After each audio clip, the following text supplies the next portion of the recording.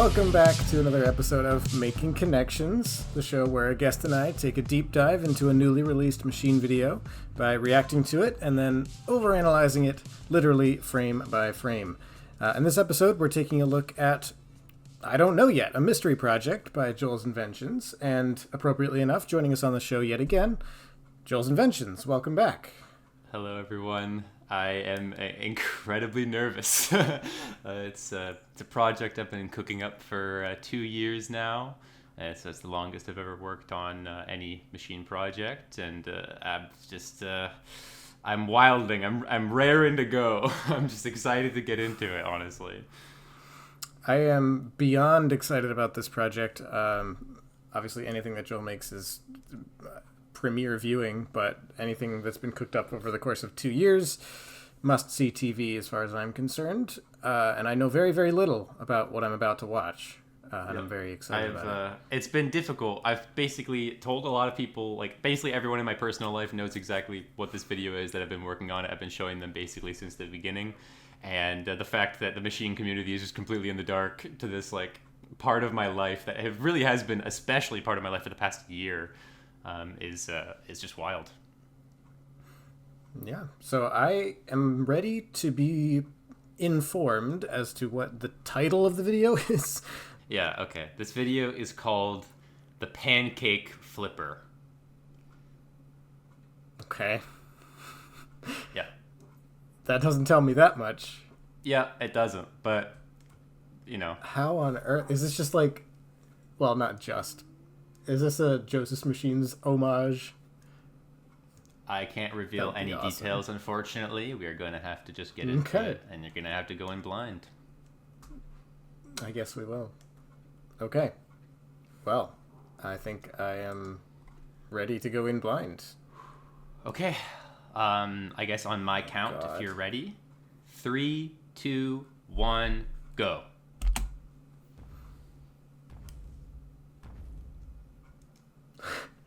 Yeah, I know this place.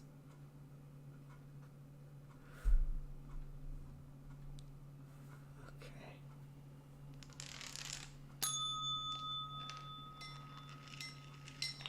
I know that mug.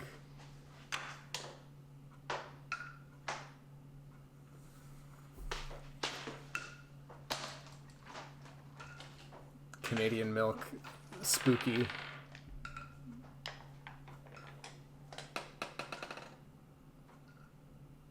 I'm loving the housewide machine style. Oh, sick! Oh, I get it now. That's sick.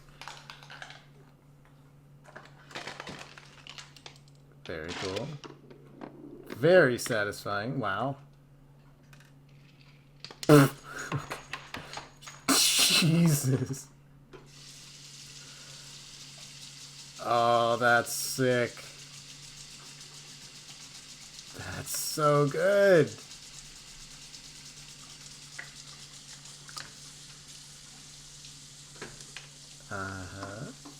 Ooh.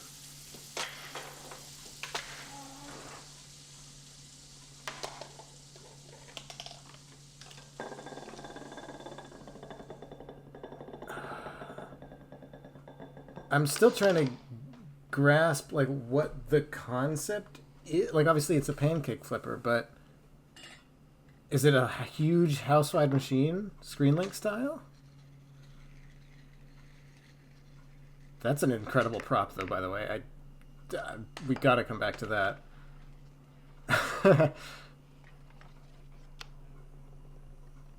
It's so clean. It's so clean. Everything's so smooth and clean.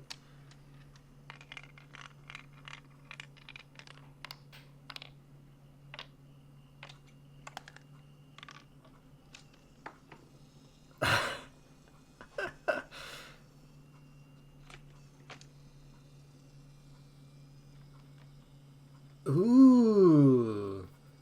Ooh. Cool idea. I love that.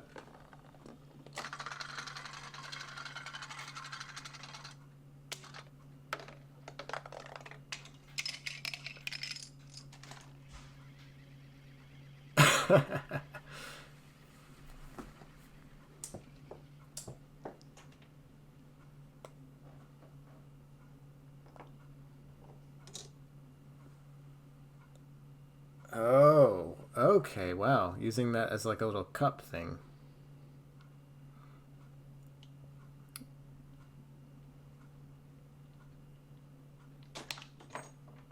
Whoa, whoa!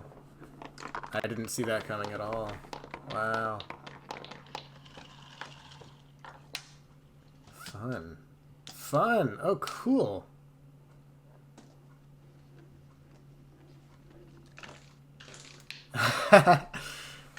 Nice.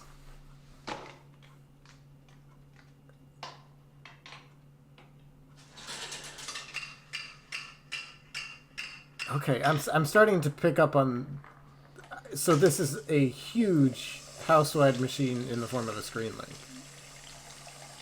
Unless this is just like... Unless it's going to really take a turn sometime soon. Oh, that's so cool! That is a genius concept. Wow. I'm so glad you understood that concept. Everyone I've shown that to didn't understand it. Wow. Pulling the plug to turn it into a shower to change where the water comes out of. Yeah, that's incredible. Getting a machine to actually do that is so insane. That's whack. Oh, cool, cool. Oh no, is Tom's toilet trouble? Yeah. What?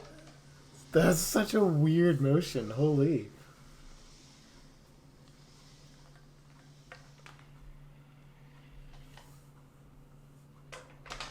Oh, classic hairdryer. Okay, okay. Ooh. Ooh. Ooh. Ooh. What is... Oh, okay. It has a stopper on each one. Sick. Sick! Cool! Cool! Awesome! The rolling deodorant just got me for some reason. Yeah. Oh my god. Dude. Oh my god, the way that whole pulley system is strung up is ridiculous. Even that is somehow super clean and controlled. What on earth? Dude! Oh god. Synchronized launchers. That's ambitious. Ooh! Ooh! Ooh! Ooh! With a rubber band. What? What is that thing?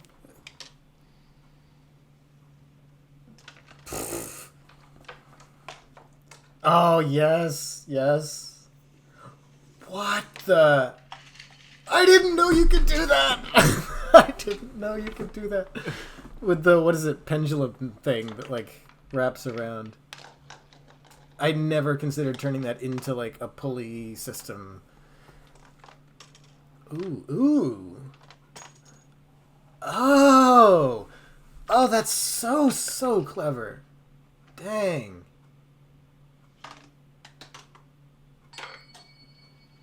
Good lord. Good lord. I think what's gonna happen here, but my god. What an incredible idea. Yep, yep, yep. Ah. Nice, nice.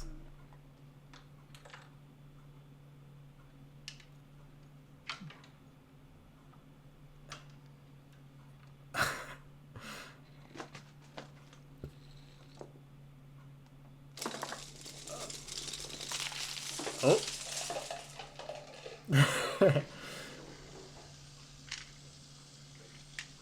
Okay. Interesting stuff. Big fish.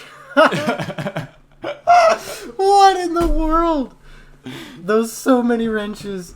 So many wrenches.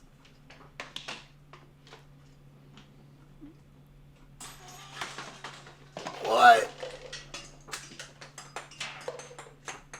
Oh my god. Okay, okay, okay. Oh my god.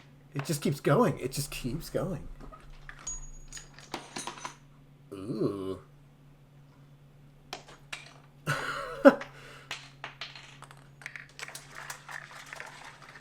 What in the... Whoa! What in the world?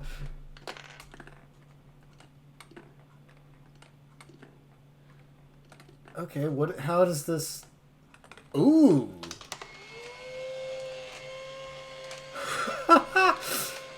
No way!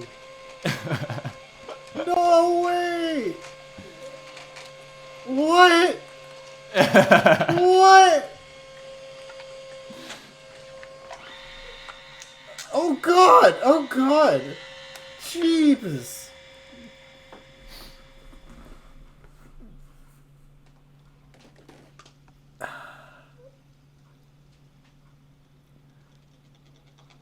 To do kitchen, bedroom, bathroom, living room. Whoa! That's such a surprising and super satisfying instantaneous motion. Nice. Oh, of course there's more. Of course there's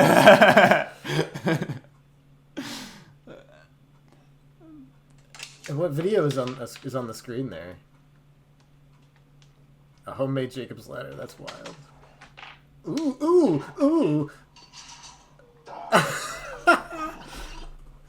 Oh. High Reactica 2025.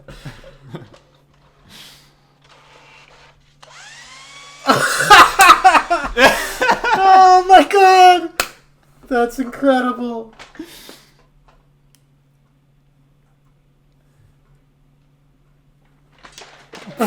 Okay. And we're still not done. Oh, okay.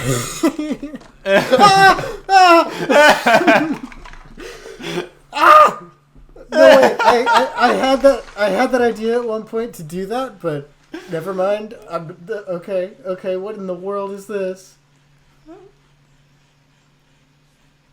Pinky collapsed, and then a ball vomiter. We love a ball vomiter. Oh no. Oh no. This is gonna blow my mind. I just know it. I just know it.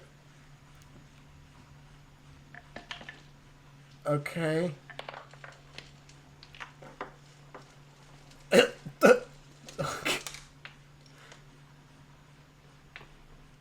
Ah! Outside! I guess I should have seen that coming. I obviously should have seen that coming. Wow. Yeah. Ooh. Ooh. Oh, wow.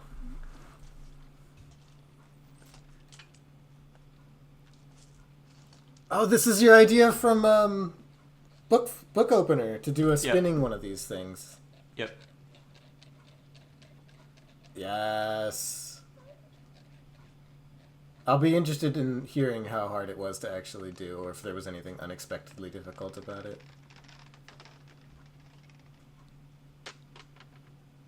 Oh, wow. Nice. Nice. Slow pulleys are so nice. The comb idea!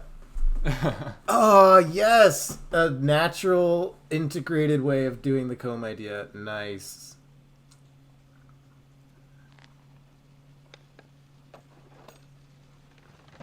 Garden waste.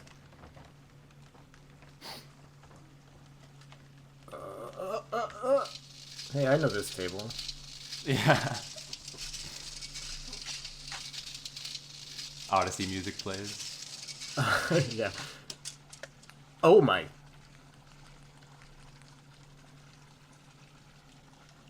Oh, oh, that does not look sloped from that camera angle, but it...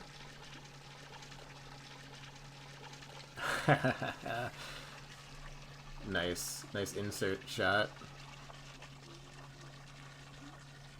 Oh. Oh. Oh. Shit, wait, whoa. Whoa. Whoa. Whoa. Okay. Ah.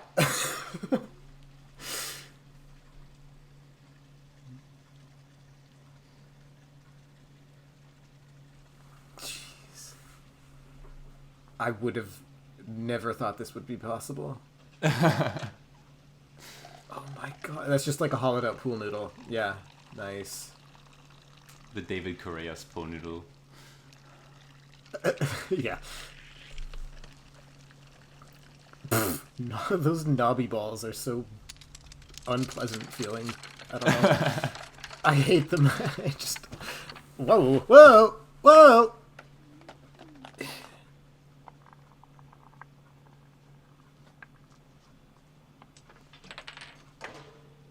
There's so many nice little homages to Lemonade Machine, book opener, pool party. Ah!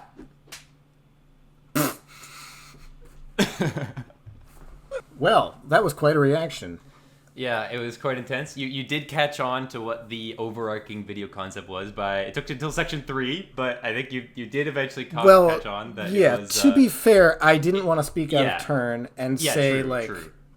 I know what this is, and then True. It turned out not to be that, and then it would sound like I got excited about something that something didn't end up being.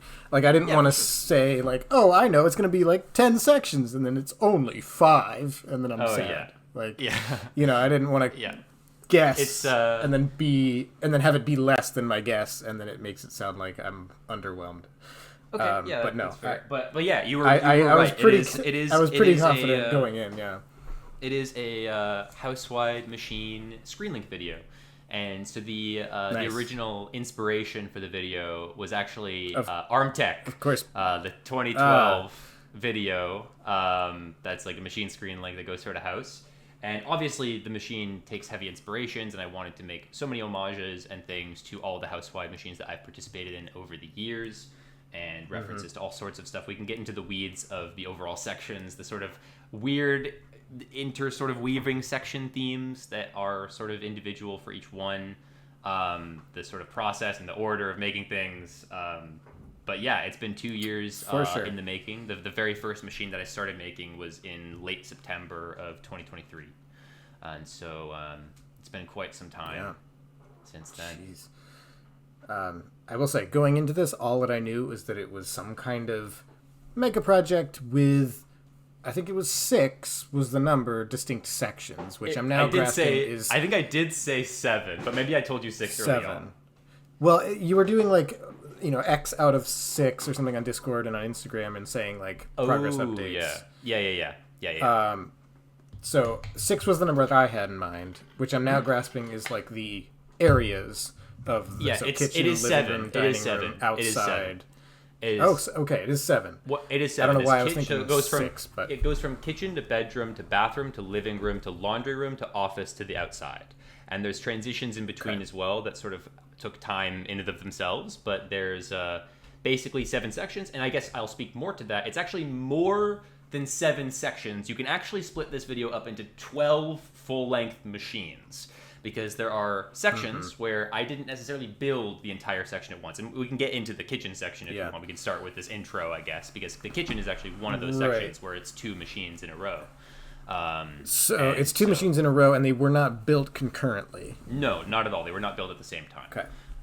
Yeah. I mean, I would think that would be the way to go just for quality of life reasons. But 100%. Material conservation was the number one thing. Material conservation was another thing I was going to mention. And also, I mean... there's no sense if you're gonna to me the beauty of this concept is in the Screenlink nature of it. It's in the ability to go a little bit more crazy with some of your ideas, because you don't have to be so reliant on reliability.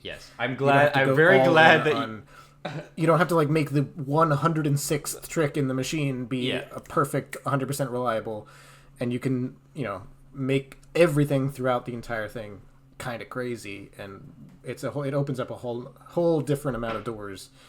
And I can speak, this particular style, I guess.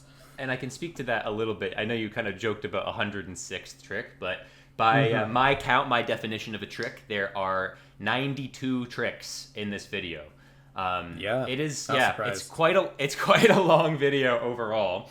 And that's wild. That's wild. And I'm very happy. I'm very happy that you caught on to the overarching concept, because one of my biggest anxieties and fears going into this is that people start watching it And as soon as it gets to a section that has like more than one cut, I was kind of worried that people were going to be like, oh, okay, so it's just like kind of really sloppily done and you didn't actually get full working takes of everything that you could. But like I really meticulously planned out where like the vast majority of these camera cuts would be to prioritize the quality of life of the filming and of the machines. And I'm glad that you understand the assignment, that the machine screen link is kind of a format in and of itself for this type of concept. It just hasn't been done in a long time. Yeah, right. And I think that's what Armtech did. I don't think that was ever a one full-length machine that was chopped up into segments. I'm pretty sure that was always... I think, honestly, given my assumptions about how machine building was at that time, in that era... Most likely, it was just a project that over the course of several weeks or months, it was just, I guess I'll add another bit to it. I'll just keep going. I don't know when it'll end. I think he only worked on it for 2 weeks, I want to say. It was something like well, or something. Maybe that's it was insane. But I guess that's in keeping with the era. That's how things work. I've been in a little bit of contact with Armtech, believe it or not. There may or may not be a reason why I immediately considered asking Armtech for Chain Reaction Odyssey, the most recent big mega collaboration that I did.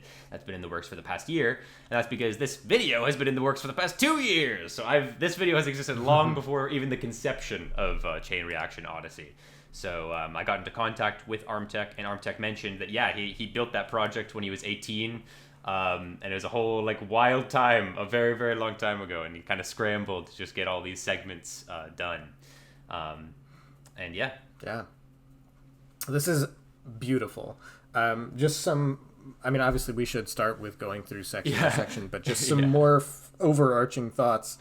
I love the variety of full-scale objects. It isn't just, the same style that we're used to from you, but just outside now, or with a fridge in the background. It's incorporating the objects that you're familiar with seeing in those areas. You've got ladders involved, shovels, garbage cans outside, and then on the inside, the giant treadmill, laundry basket, the entire couch. Rolling cart, the couch. Oh my god, yeah, the couch. And then, but it's also, you're not completely sacrificing your own individual style too, because you've got some of the crazy tricks that we're used to seeing from you. Yes. That one thing in the workshop with the unwinding measuring tape. There's the lamp thing, the unscrewing lamp with the centrifugal force we don't have to keep listing all of them. We can definitely get into the I'm video, just trying to prove to you that I was fully focused, locked in, memory I'm very on glad point. that you were able to process as more than the average person, definitely, watching this video. What you mentioned is true. And what's interesting is going into this video, that wasn't originally the plan. So I was originally going to do a bit, in order to make, I knew this was going to be a big project no matter what, because I think 7 sections I planned, basically either 6 or 7 sections from the jump, 6 or 7 rooms basically to navigate through. But I was originally going to go for a much, much, much simpler style. And it was basically, as soon as I got to the very first section I worked on, which we'll eventually get to, I just started doing things that were maybe slightly above the skill caliber that I was going for. And then it just kind of kept getting worse and worse and worse. And every subsequent section, I started putting more and more complex tricks in and started thinking about, hey, this foreign object, because fundamentally, this is the only time I'm going to do this type of video. And so I kept thinking, if I can think of, if my mind is telling me that this is the best possible version of the trick, then, I have to make it. I have to do the thing that is the funnest and coolest thing. Anyway, let's get into the video. I want to watch it. Let's do it. Let's do it. Let's do it. So this opening sequence is basically a humor moment, a comedy moment, if you know what I mean. And so it's me sort of inspecting my surroundings and realizing that there's actually a machine in front of me. And because I'm a lazy little pinhead who doesn't want to make his own fucking breakfast, I need to use that machine to make there's no rolling cart in the hallway. It's not all in one take, you cheater. The kitchen, also you can tell the oven is also not. But yeah, you are correct. These were not in one take. So this island machine was the first machine I don't even know what I'm trying to say. The island machine is the first of the 2 machines in the kitchen. It was the second of the 2 that I built. And I built it in late this February. In fact, the entire kitchen section as a whole, if you want to start watching it, you can start watching and analyzing it while I'm talking about this as well. the entirety of the kitchen itself was actually only built in 1 month, both sections. And it's because there were 2 sections in this video that I knew that I would need the house to myself in order to build, and the kitchen was one of them. And so I had 1 month, or a little bit less than a month, because February is notoriously not as long as a normal month, in order to make both sections. And so this section was actually on the back end of that, and I got it done in a week and a half. This whole countertop machine. And I was very, very proud of myself, because I was like, it was a lot. It was like, because I was so intimidated by the scale, because the size of this table is like basically the equivalent of those Reactica tables that you and I both struggled to make machines big enough to fill. It's like bigger than that. And I'm like, how am I going to make a machine that like looks like it actually fills in the space properly on this thing? But then I just sort of started laying it out, and it fit. It just kind of fit together very well in that respect. It's just a very aesthetic looking machine. The objects that I used for the kitchen, and I guess the kitchen as a whole is a really great section to start with in general. I would really make the argument at this point that there's pretty much no denying that the kitchen is the easiest type of theme for any type of house-wide video. Yeah. There's a reason why the lemonade machine kitchen machine is like 5 hours long, and it's because it's just there's infinite objects to choose from. A lot of these objects are very like notoriously like Canadian and like branded, like the bag of milk, for instance, the Timbits, yeah, the macaroni and cheese that's exclusive to Canada, and the syrup, yeah. Lots of the maple syrup or whatever. That's actually just packaged syrup that I poured into that bottle to make it look like it was maple syrup. But yeah, let's start the machine. I want to talk about it, and I can talk about more about the aspects of this machine in particular. Because as I'm knocking over these dominoes, I'm realizing that it's an improvised machine. Oh, it was not pre-planned, or not really pre-planned. The second half of the kitchen was basically like all of the ideas that I was really excited to build in my pre-planning, and I left absolutely 0 ideas left for building the first half. So I really had to like scramble to come up with ideas before building this machine. The only one that I really even was thinking of leading up to the days of building it was the milk bag, was just having a milk bag roll, ? I didn't even know that was going to be an auto tilt. And so, yeah, this J mug is an example of an idea of, this was, I think, the last trick I built for this machine. I just needed another trick in this space. And I was like, it makes sense for... a reference to book opener. Yes, absolutely, so, yes. You know, it starts right away with the references to the house-wide machines. Yeah, and I considered the reason I wanted to do a trick in this sort of, like, the reason this just naturally flowed and came to my mind is because I was just thinking about the table setting, because I knew that the plate with the pancake and everything was going to be in this area. And so I'm like, what is the best, like, set dressing type of thing that I can make into a trick? And it's like, it's a mug full of coffee. Like, I can just make a simple, like, spinning mug or whatever, do a counting lever, and it's a very like easy like first step level trick into the video. It's the first official trick that you see, and it's directly sort of next to or connected to the area that you're going to consume later. This so this salt shaker is not a trick. It's meant as a timing connection into this red ball trick. But but I can mention stuff going on here. Yeah, I can mention the reason that the salt roller moves slowly is for the exact same reason the soap moves slowly in the bathroom. It's because it just doesn't have a lot of salt in it. And so that was intentional to like have a slow element in order for me to transition the camera over to film this trick from the best angle. And yeah, you're right. It's a rubber band. This is something I never actually processed in the moment. Is how do you just suddenly get the red ball up to speed and get it to whip around like that? Yeah, rubber bands will do the trick. Looks like a nice lever release. And then, if I'm not mistaken, I'm not sure quite what that red rubber band does. You will see when like you go a few frames forward. Yeah, I know. I just like to guess. So, you already watched it, you silly bean. Yeah. Oh. Yeah. So it gets it out of the way, doesn't it? Yeah. Okay. So because otherwise it would just get hit again as it comes around. Yeah. Nice. I'm actually kind of surprised that has enough energy to wrap it fully around. Yes. Well, I think the reason why this trick works so incredibly well is literally because of the shape of the paper towel holder. It has that indent at the top that literally forces the string to perfectly contract itself. Like, this was not an unreliable trick. The only fail, I think there was one fail where the rubber band, like, the domino didn't pull it, and one fail where the mac and cheese didn't fall over. But the actual, like, launch thing works and looks perfectly every single time, because there's just no range of error for it. It forces itself to reset perfectly every single time. Wow. Yeah, the Kraft Dinner Canadian. This cookbook was a very jank idea that was also a last-minute idea for filling in table space here. It was inspired by the classic board game tilt, like whatever rotation trick. I think you made that at the Brains in Motion. I believe you invented that. I made it. Did I make it for that? I guess I probably. Yeah. Because I know I remade it for the Disney project, but I think the original in was ISM 2017. But I think the original. I don't even remember if I was originally the one who designed that trick. It was either I you wasn't. or It was Michael. Michael.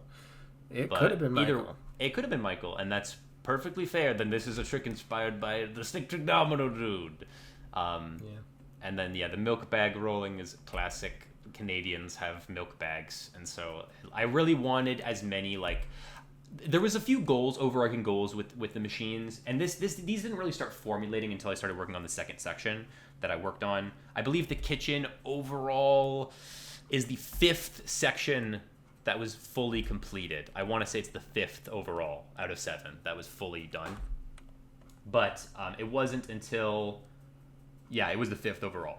But it wasn't until the second one that I started working on that I started forming these things that these key notes that I wanted to hit with every single machine. And one of the really important things for me was really wacky, silly thing that moves in funny way was very important to me. And I feel like the rolling milk bag and the banana spin as well are like the quintessential sort of like silly moments that are just like naturally silly objects in the way that they interact with things. And that was really a key thing was basically combining everything I like about housewife machines, and so that included these like silly, weird objects that you're never going to ever use otherwise, but also like using unique objects in these more like intricate ways, which is the trick that it goes into next with this spinning tube. And this is also a themed object. So what trick. is that? What is the big giant board back there? Is that? It's just like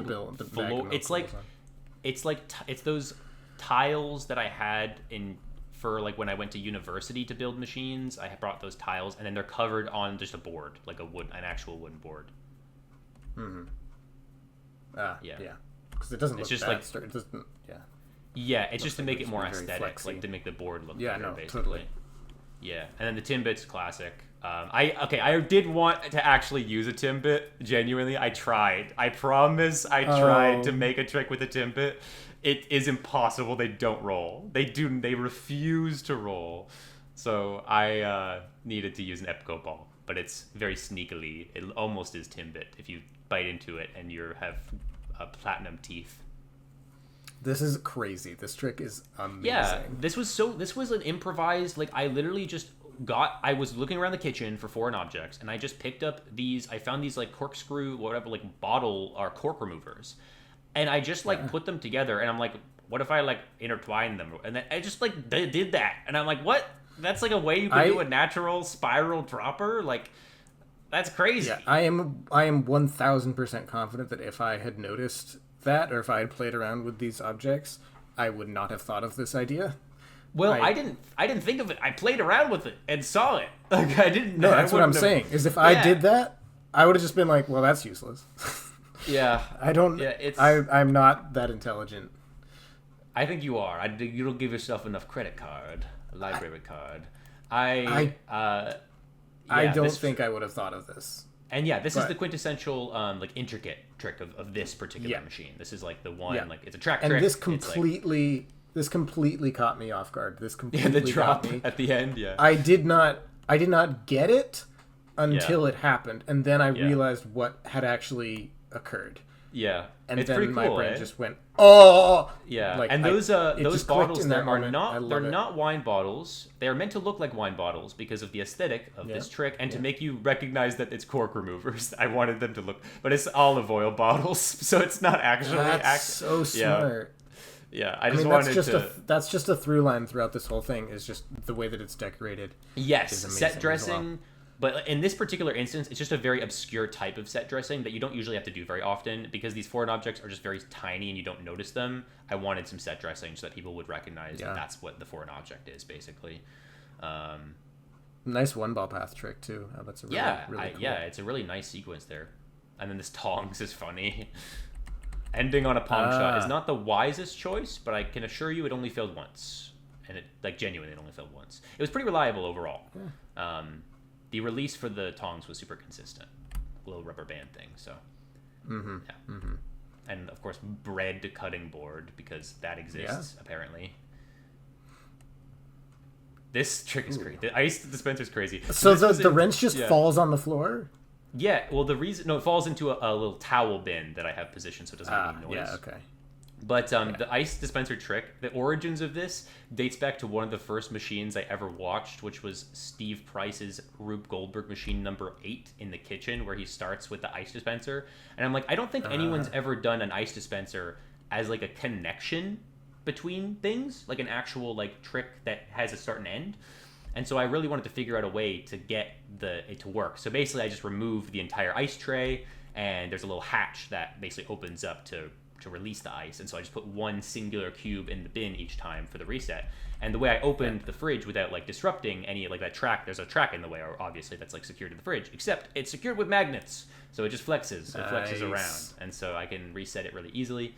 And the reason why it's a wrench drop is because I only wanted it to press the button for the short time enough to activate it. Because when you hold it down, if you're familiar with ice dispensers, it makes a really loud whirring noise, and it just wouldn't feel like that's the way you use that object, if that makes any sense. Like, I wanted the interactions with the objects to feel the most like how you would interact with them. Interesting. Yeah. Can you tell me more about that? Because that sounds like one of your like machine ethos that kind of maybe came up more than once in this project. Yeah, I think this whole idea of like, well, that's not really how you'd use that object. Like, maybe that came up with the treadmill. Yeah, I mean, we'll get to the treadmill later, but I think, I can't think of another example off the top of my head, but I can tell you that it's definitely something that was in my like cognition when getting to this section. I mean, this is the 5th section I work on in the video. You know, I built this back in February, right? This whole section, and so it's fairly recent. But I had built so many machines up to this point that I was really starting to think about things in a very like 4D chess type of way. Of like, am I satisfied with a trick that just holds down this button, or do I need it to like have the minimum amount of annoyance and minimum like maximum amount of like what you would do as a human to interact with it and stuff like that. Like, I was just kind of thinking about stuff like that. It's kind of hard to put. It's not. I don't know. It's not that deep. It's not that hard to put into words. It's just it's hard to explain what my like the levels my brain was going to. Yeah. So this really caught me. Yeah. Not caught me off guard, I guess, but just it was super satisfying. Yeah. It happens so quick. Quick. Catch how the release works. Okay, it's just a lever on top of the handle. Okay. Yeah, it's a very meticulously positioned latch lever. Yeah. Oh, rubber bands. The security is like really very precise there because it could rip itself up if it's not like so incredibly well done. But yeah, the rubber bands is the release. And this bread bin is iconic. It's been with my family for so long. And this is also like, you might think of a bread bin as like, I could have moved this bread bin, anywhere to make this trick because it's a bread bin. It's not like locked in place. But this just is where the bread bin is in the house. And this is another thing that I was cognitive of, is like when there's an object that just is in the house and is in a place. Certainly, we'll get to the permanent objects, that this is a whole other topic later. But there were objects that like just exist in a location, and I'm like, I want to use that object in that location because that like just makes the most sense to me. That's the most playful thing to do, is to literally naturally play around with the environment at hand. And so this bread bin, this bread bin trick was one of the original ideas that I came up with in that early planning phase of the Pancake Flipper. Was the idea of having the bread bin open to reveal a track, because it just has that satisfying like mechanism to it that no one really ever interacts with because no one owns this type of bread bin. It's almost like a little mini garage door. Exactly. Yes. Yeah, that's a good comparison. Oh yeah. Also the Slamwich. I just wanted to put something in there. That's just a nostalgic game from my childhood.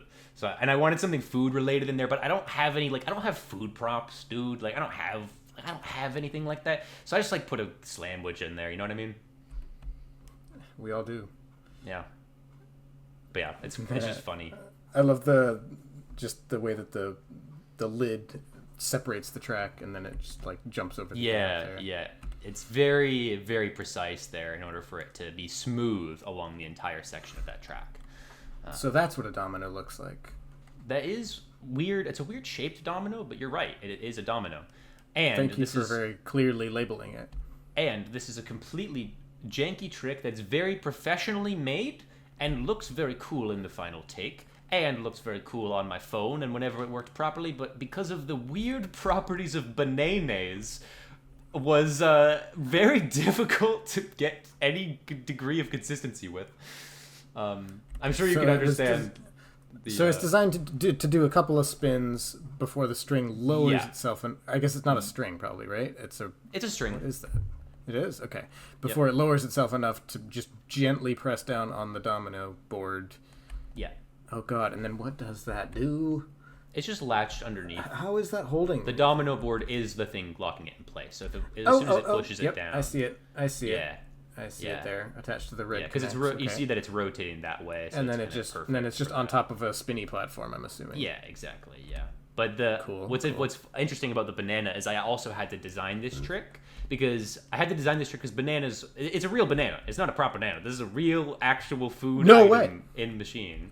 And what that means is that I had to design it to be replaceable when the other banana went right. So this is the second banana that I used for the trick. But yeah. This is wild. Yeah, this is I like that it's out of view a little too. It's a fun I would say this is probably one of the safer tricks of the video, like one of the ones that probably like risked my safety the least. I'm kidding. This was wild. Yeah. So this is obviously inspired from the knife drop from Mark Robbins' pool party machine. I was like, what if I do that, but then do a billiard ball chain knife drop?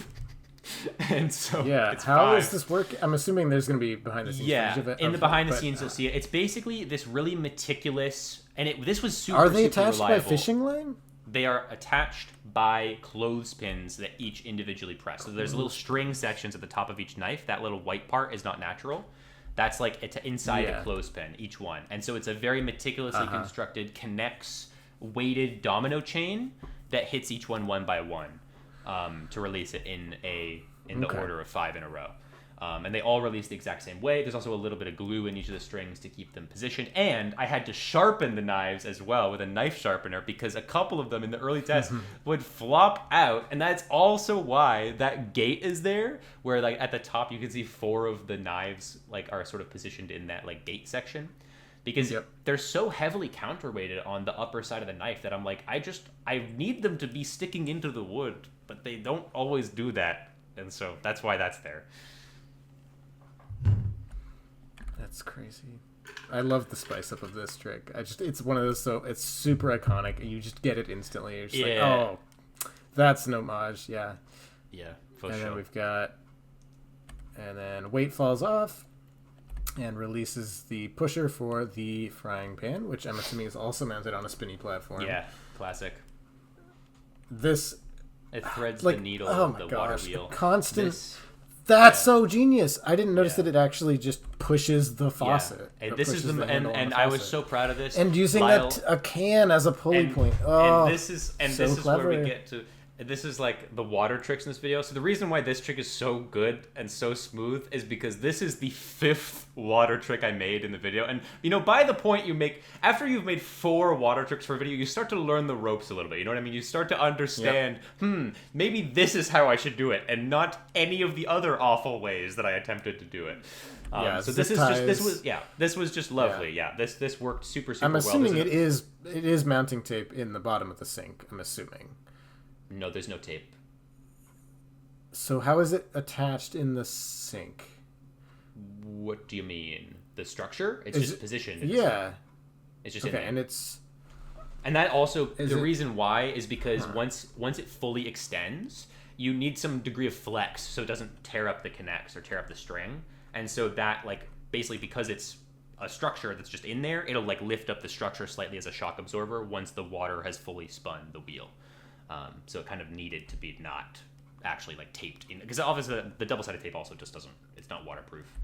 And this trick, I can actually get into a little bit of this section's overarching theme that I didn't mention yet. So every single section has the obviously the theme of the room of the section, but there's also a weird unintentional overarching theme that every single section had that I wasn't actively thinking about when planning the video. And this section's overarching gimmick is that the tricks genuinely do increase in spectacle as the machine progresses. Like the entire machine builds up in terms of the intensity of each individual motion, each individual trick, ending with the obviously the oven door, the entire massive oven door opening.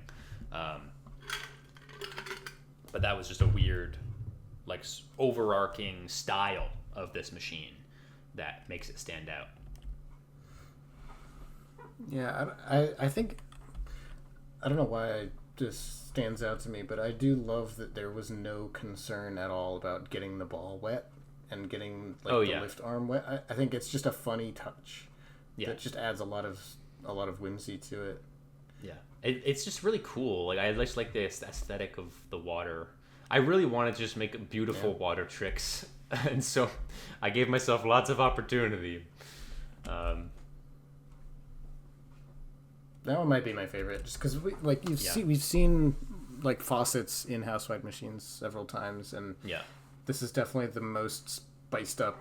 Yeah, like it's like intricate version. The reason it works so well is because it's the quintessential like water adjacent motion. Like the water wheel is like the like known visual connection to water. So, but it's also using the spoons, which are also like a kitchen item. Yeah. So it's also just extra satisfying on top of that because it's tying in multiple things that are used in a really. It's like my favorite types of tricks are just when you have two kinds of concepts that are meshed together in a really satisfying way, and that it's in a certain way. You can think about it this way. It's these two objects that are playing really nicely together. Mm-hmm. Classic microwave. This microwave opening. Trick is pretty. There's a dolphin inside the microwave, by the way. This microwave trick I was pretty insecure about before I made it, and then once I made it, I was like, oh yeah, this is nice. This is actually like a nice trick. Why am I feeling self-doubt over what is actually like a pretty nice ball path like transfer? I just thought it wasn't going to be like good enough of a trick or good enough of like I don't know, worthy enough, but it's pretty cool. Yeah, this splooge, the pan is not on, believe it or not. I did not want to create a house fire, believe it or not. So the pan is actually, there's a sound effect in the video. But it is real pancake splooge. This is the truth. It's real. And the mechanism to release it is also very fine-tuned to make sure that it lifts up after it finishes pouring, which is difficult because a lot of it sticks to the actual cup, which kind of makes it weirdly weighted. But yeah. So what causes the ball to go? Oh, magnet on the lower side of the lever. Oh, wow. Okay. Yeah, that'll do it. Yeah. And it's just the timing delay is obviously there so that there's a good wait before the oven trick. And lovely little spatula for later. Yeah, the implied, this is the spatula that will definitely be the one to flip the pancake. Yep. Yeah, the oven trick was the hardest trick of the entire machine, by the way. This is the trick where I think I texted you this. There was a trick that required an entire case of metal weights in order to make it work. Oh. It was this trick. This trick requires a fucking entire suitcase that's just an entire case of the really professional metal weights. It's like ridiculous. It is so much weight. It requires so much. Yeah, so how is this, it's held back with one little connects rod. Yeah, mousetrap activation, and it's just a very slight loose connects rod with a ton of support and security to make it jammed in there. Yeah. And so, is it on like a skateboard, or like how is it pulling so smoothly? Yeah, it's just off of a pulley but then it's a natural pulley that's through like one of the drawers or one of the. So it's a pulley. Yeah, it's just a pulley. Oh, wow. It looks really low, that's all.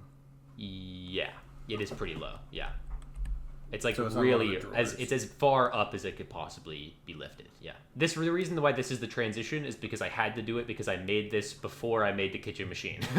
I made this clip before the clip you're watching now, before the kitchen machine, so I had to connect to it. Yeah. Yeah, I mean, it doesn't look out of place. It doesn't look weird. It wasn't so bad. It was just like a little inconvenient to build that whole spatula mechanism thing and actually make it look good. But yeah. Boing. Pretty satisfying little bow and arrow use. Yeah, that goes far. And this is one of the, I think, 5 tricks in this video that isn't even in a section. It's just there in the in-between land. All right, we move into the bedroom. Now this section had an overarching playfulness theme. So this was the second section I built for the video, and I really wanted a heavy emphasis on objects that were just super nostalgic to me, like things that were either just like very like bedroom like related. Obviously, the clock isn't maybe not nostalgic, but it is a clock that I own. But like just nostalgia. This is such a cool clock. Yeah, this trick is awesome. I genuinely, this is one of my like top 3 favorite tricks I made in the video. It's like the crazy object. The original conception of the idea was to have the clock like rolling along a wall, but it's actually not evenly weighted. There's the battery pack of the clock is a super heavy counterweight. So I actually used that to my advantage to make this trick possible, because the weight that causes the clock to rotate is the counterweight of the battery pack. That's basically what powers it to rotate in the way that it does and then stick. It's not really a string pull. I mean, there's a string pull to get it going, but the battery packs are what give it the momentum to go all the way around in the way that it does. The roller coaster was also a very like nice touch up, and it was a classic stubborn Joel moment of, do I actually did I own those turn tracks before? The answer is no. Did I own them while I was building this machine? No. I looked at this space and I was like, this would be super satisfying if I built a roller coaster here. Well, I'm just simply not going to erase that idea from my mind, and until I do it, I will not be able to be satisfied. So that I just had to buy those curve tracks online. Did you consider just doing like banked turns? Well, that's not possible. It's really not with the tilting. Not even on top, remotely close, but especially not even remotely close in general, but also not even remotely close with this level of height. Like, look at how small the height is of the coaster. Yeah, that makes sense. Yeah, you just lose all of the momentum because it's so much friction just, when the like, car goes sideways. I specifically needed those tracks to make the effect that I wanted. So, yeah. It's so smooth, though. Yeah. And it's also soaked up. It's soaked up. That's why it's so smooth, by the way. It's like the whole track is soaked up so that it's extra slippery. Ooh. Yeah. I use soap a lot. And in this machine in particular, I use soap, I think, 4 times. Yeah. That's so cool. I've never used soap. Oh, yeah. And I guess that part of the reason why I was so stubborn in wanting this to be a roller coaster, or specifically at least wanting this to be a trick that is a lead off from the previous, is because the previous trick is a rare instance where it's a trick that ends with the ball being higher. And I feel like that's just like, you can't not use the ball again. If you have a trick where the ball ends up in a higher position, it's like that just is going to be a 1-ball path. You have no choice. Yeah. Yeah. Totally. And Gumby and Pokey and ISM there. This Pokeball trick is also one of my favorites. It's incredible. There's a Pokemon. There's a Pokemon in the Pokeball. It's also not even hinged. I had to make a hinge for that Pokeball. It's like the most janky, terrible Pokeball in existence, and I had to make it look like an actual Pokeball. Yeah. And it's bunched up in there, and he flops out. I would never have guessed, because in my head, the only Pokeball that I know of is from Carson's machine, and that one just has a natural hinge. Yes, this one does not. It's quite bad, but it's my own. What And then Perplexus. called these, like, Perplexus, yeah. This is just one that I own. It's in my room, so I'm like, yeah, I gotta use this. I'm never using that in a machine otherwise. That's like the quintessential, like, why would I ever use that if it's not like an aesthetic object in a housewife machine?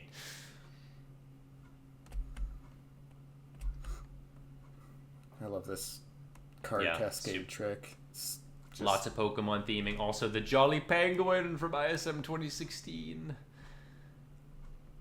Yeah, nice pulley.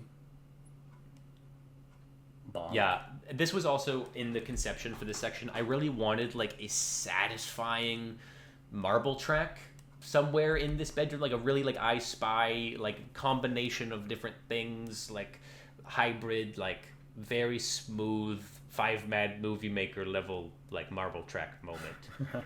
Because I feel like toys, like the bedroom theme and toys and marble track, it's like this is the place to do that. Yeah, and using all kinds of different track systems here with Mousetrap, and then like the VHS the ridges tapes. of the VHS tapes, and then like the wooden track. Yeah.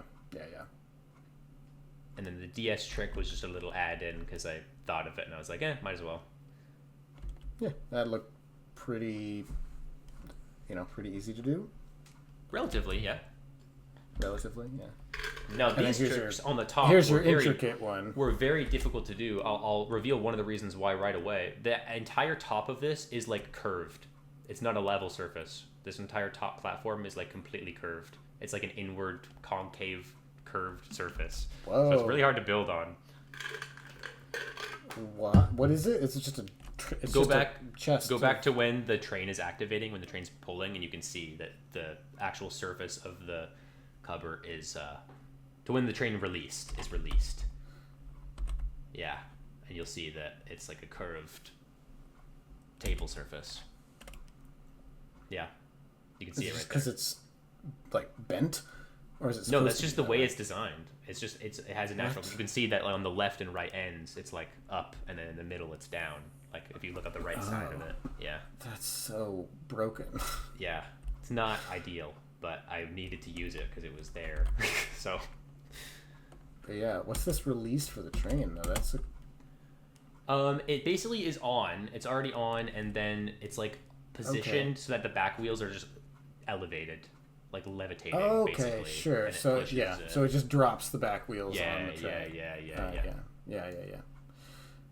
Yeah, this I was not sure where this was going until it happened, and then of course, it's really cool. And I also love this really moment because it's a really, Bakugan really cool. one ball path. I don't think anyone's ever used a Bakugan ball for a one ball path. Like there are Bakugan tricks, but no one's done like the Bakugan does the trick, but it's after. I didn't even notice that it was a. I didn't even notice that it did the the explosion at the end. That's the end trigger. Ends on a Bakugan card. Like that was the whole premise. I'm a whole dummy. No, you're not. It's very subtle. It happens towards the back, but I know that's so cool. I know Teddy Trod will respect this trick a lot. He just made a trick with a Bakugan recently. Yeah, that was like that was the inspiration. I didn't know what tricks I was gonna make in regard to this. I just made two like really the tricks I came up with very satisfying and very snappy, very convenient. But Bakugan one ball path was like I want to make a Bakugan into a one ball path, of course.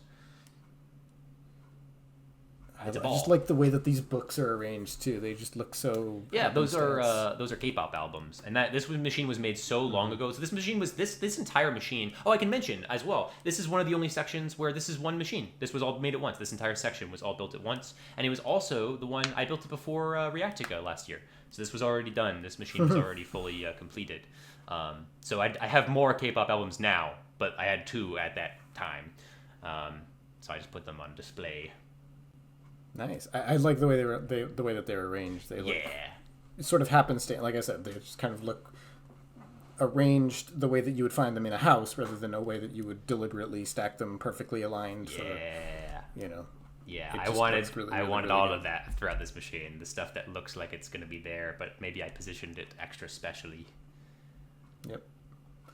Definitely a very real transition. That was not a camera cut. There's actually another camera person on the other side of the room, believe it or not. So, yeah. Yeah. Yep. No, I buy it. Also, 3 elevator triple slide. Oh my god, this is a fun story. When I was having the video or the voice call with you when I came up with Chain Reaction Odyssey, I was building this. This is what I was working on. This whole platform. That was when that conversation happened. Yeah, I was working on a little elevator thing. I remember that. Magikarp was an OG idea. I've wanted to use this vibrating Magikarp for so long, and I'm like, I can only do it. Whack-a-mole idea. I can only do it when I make a house-wide project. So it's been on my idea list for years and years and years to do some type of house-wide style individual project. And like Magikarp has been at the top of that list for so long, and I'm very relieved to finally be able to reveal that yes, these Magikarps I own do vibrate and can go down a track. What is the track though? It's just a custom built. It's entirely custom. It's dominoes, meticulously placed blue dominoes. I see the dominoes, but what's the white cardboard? I don't even know the like little cardboard things. I don't remember. I don't know what they are. They're like cardboard hinges. They must have been from a package I got. But I have them. They're in my building room right now. I can see them right behind me. So I don't know what they are officially, but packaged stuff. And then on a board, a wooden board. Big old I have board. a bunch of those white wooden boards that are from like a shelf that's been taken down. And I just have a bunch of them.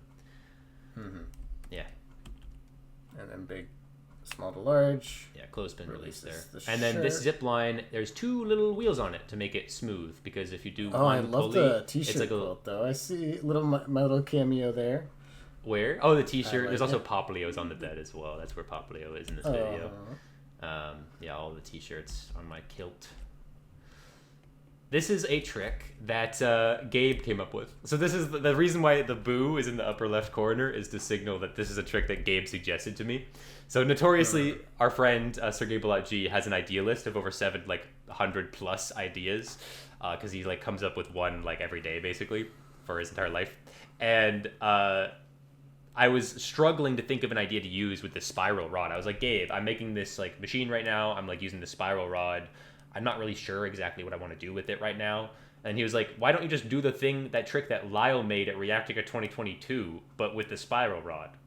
And that's what this is. It's just literally the trick you made at Reactica 2022, but in spiral rod form. Oh. Right. Yes. Yeah. With the unwind and then the rod itself becomes a rail for a track. Yeah.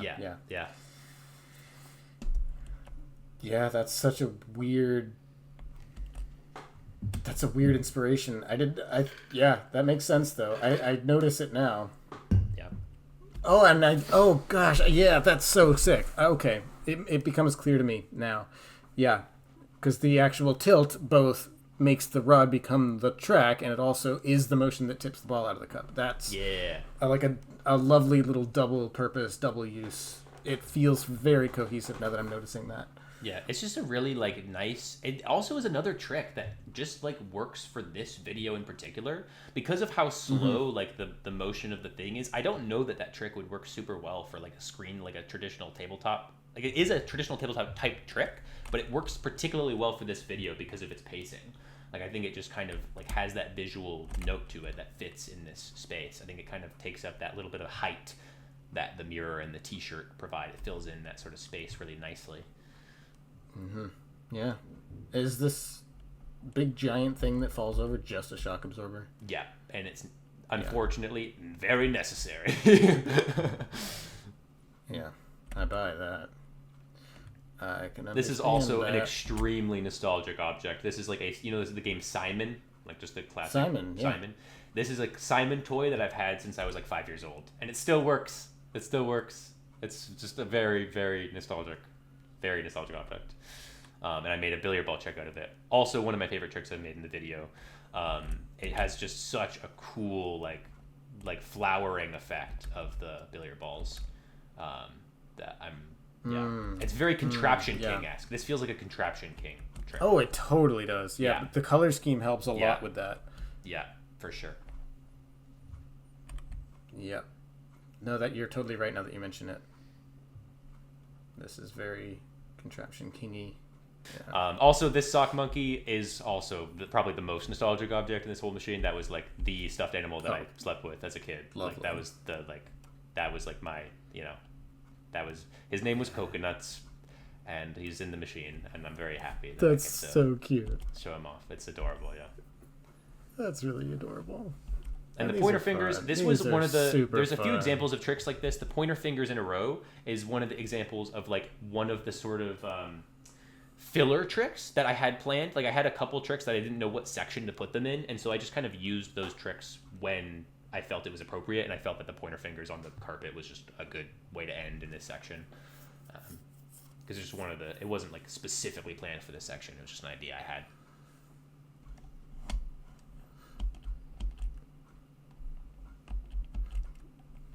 It's so weird seeing those pointer hands not completely destroyed like mine. One of them is now, and you'll see where later in the video there's another one, or I don't know if you remember it, but yeah, I did destroy one of them. But I'll notice it. I'll probably notice it when I. This was pre-destruction.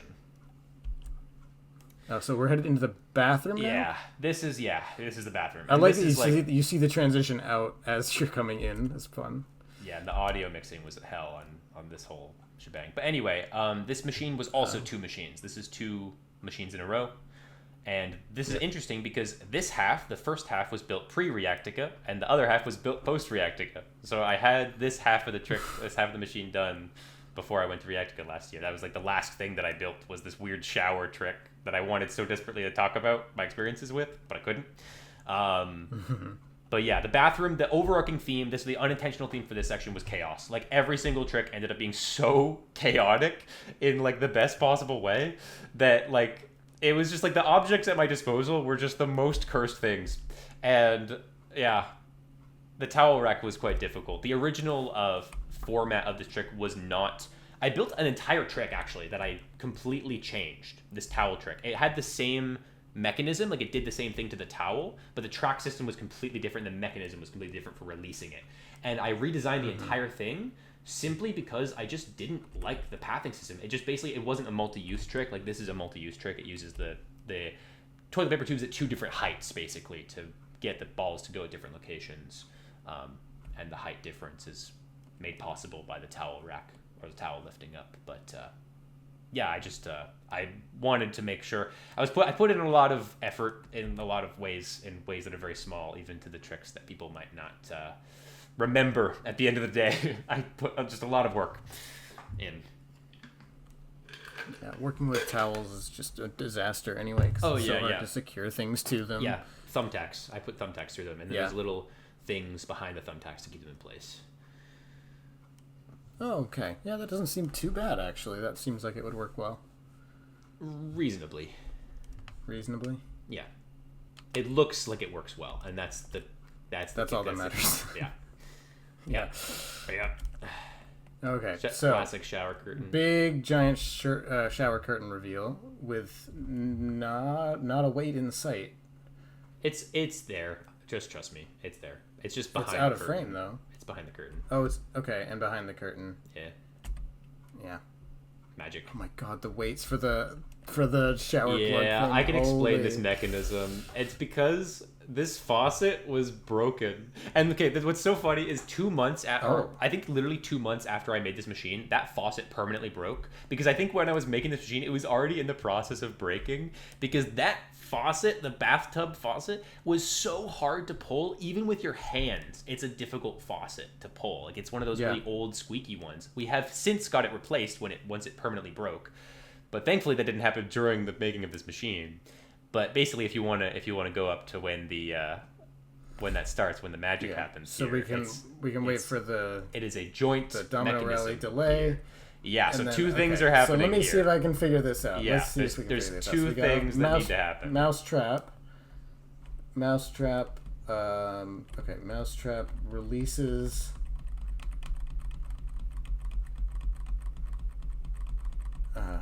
Okay, yeah. So it lets go, and that drops the weight to turn on the faucet. Kind of. Yes. Well, there's two parts. The mousetrap also pulls on the faucet itself. So the mousetrap both releases the massive weight and pulls on the faucet to give it a jump start. So the weight is the continuous pull. Okay, so the... Yeah, you can see it right there. I got it. Okay, so the mousetrap itself turns on the faucet. No. The faucet doesn't quite turn on with that amount of force. It requires... Yeah, the weight is what turns on the faucet. The mousetrap is what allows the faucet knob to start spinning in order for it to be possible to be turned on.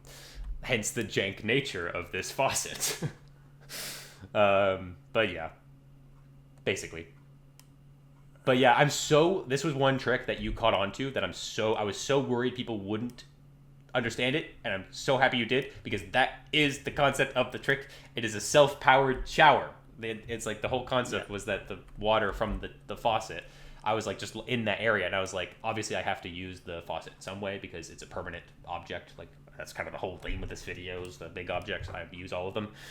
And so, yeah, it just naturally came to mind of like, that would be literally So there's crazy. just a pulley point on the ceiling, right? There's just or halfway like up. above. Yeah, halfway up, yeah. But yeah, from above. And that's just from the weight of the water. Yes. It goes through the pulley, pulls up on the little plunger thing. Yeah, exactly. And that shifts the water flow from the faucet to the shower head. Yes, exactly. Yeah. And then I love that naturally there is a small delay there too to give you time to pan upwards. Process. Yes, it's just unfortunately, it's almost impossible to see the water stream, but I promise it is real. Bit. You can see it a little bit. It is there. It's for sure there. This is one take. It's for sure there. Yeah. I mean, like, this is one of those things where, like, if anyone doubts it, all you have to say is, you have any idea how much harder it would have been to fake that? Yeah, it would have been great. I'm not very good at lighting stuff, clearly.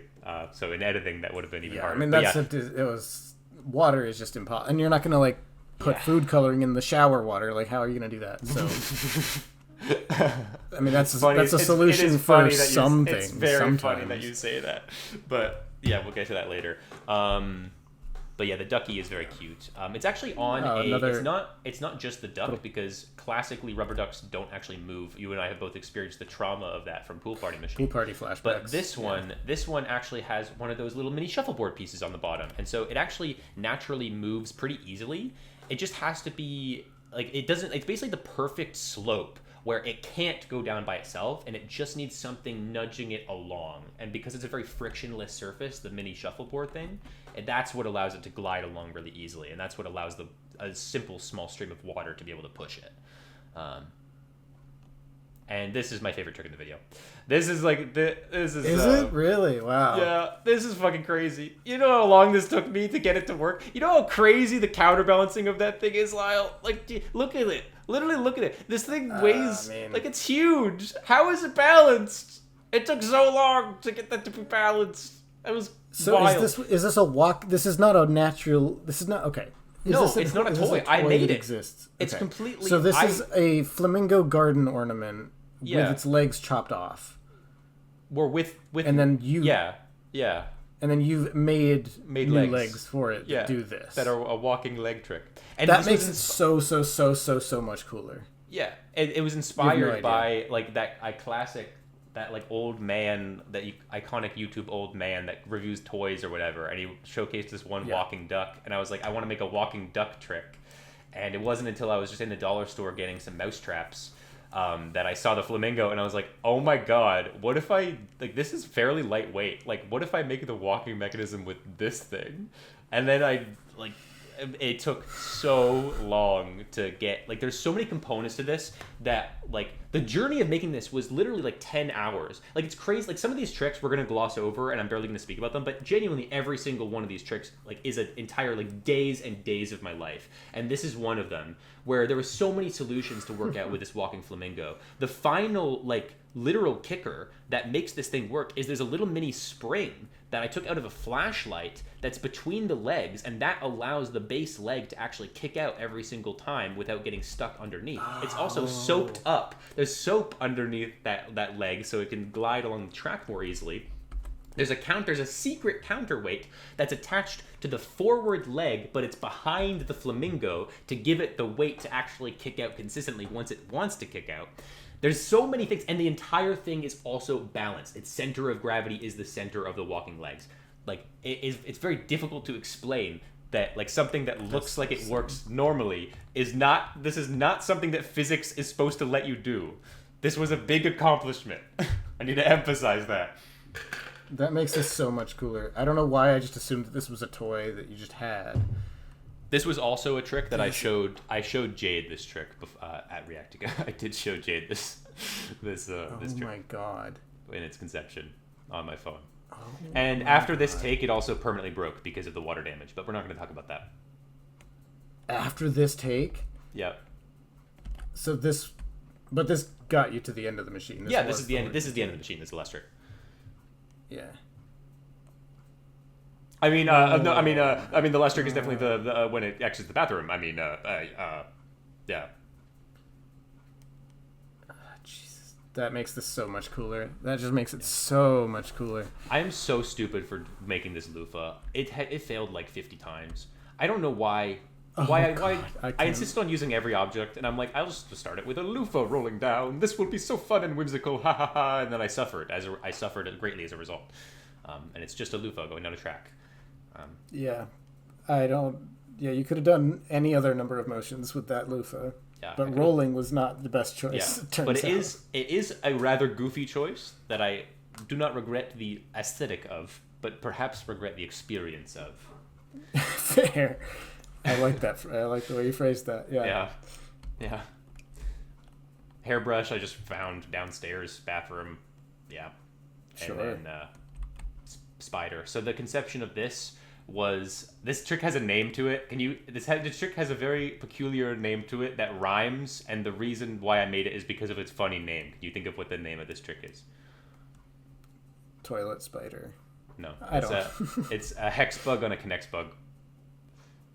That was that was the conception. And because obviously like bugs are in the bathroom, I was like, obviously, like I never used this hex bug. I've owned it for so long. I've never made a hex bug trick in my life, notorious, like for some reason.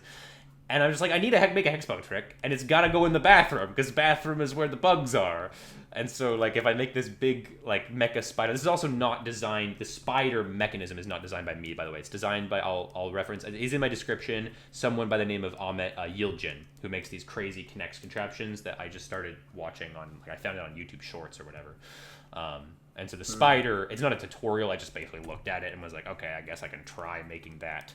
And then I made a little custom, I made it into a trick, basically. I made a custom module to react it from outside of the spider.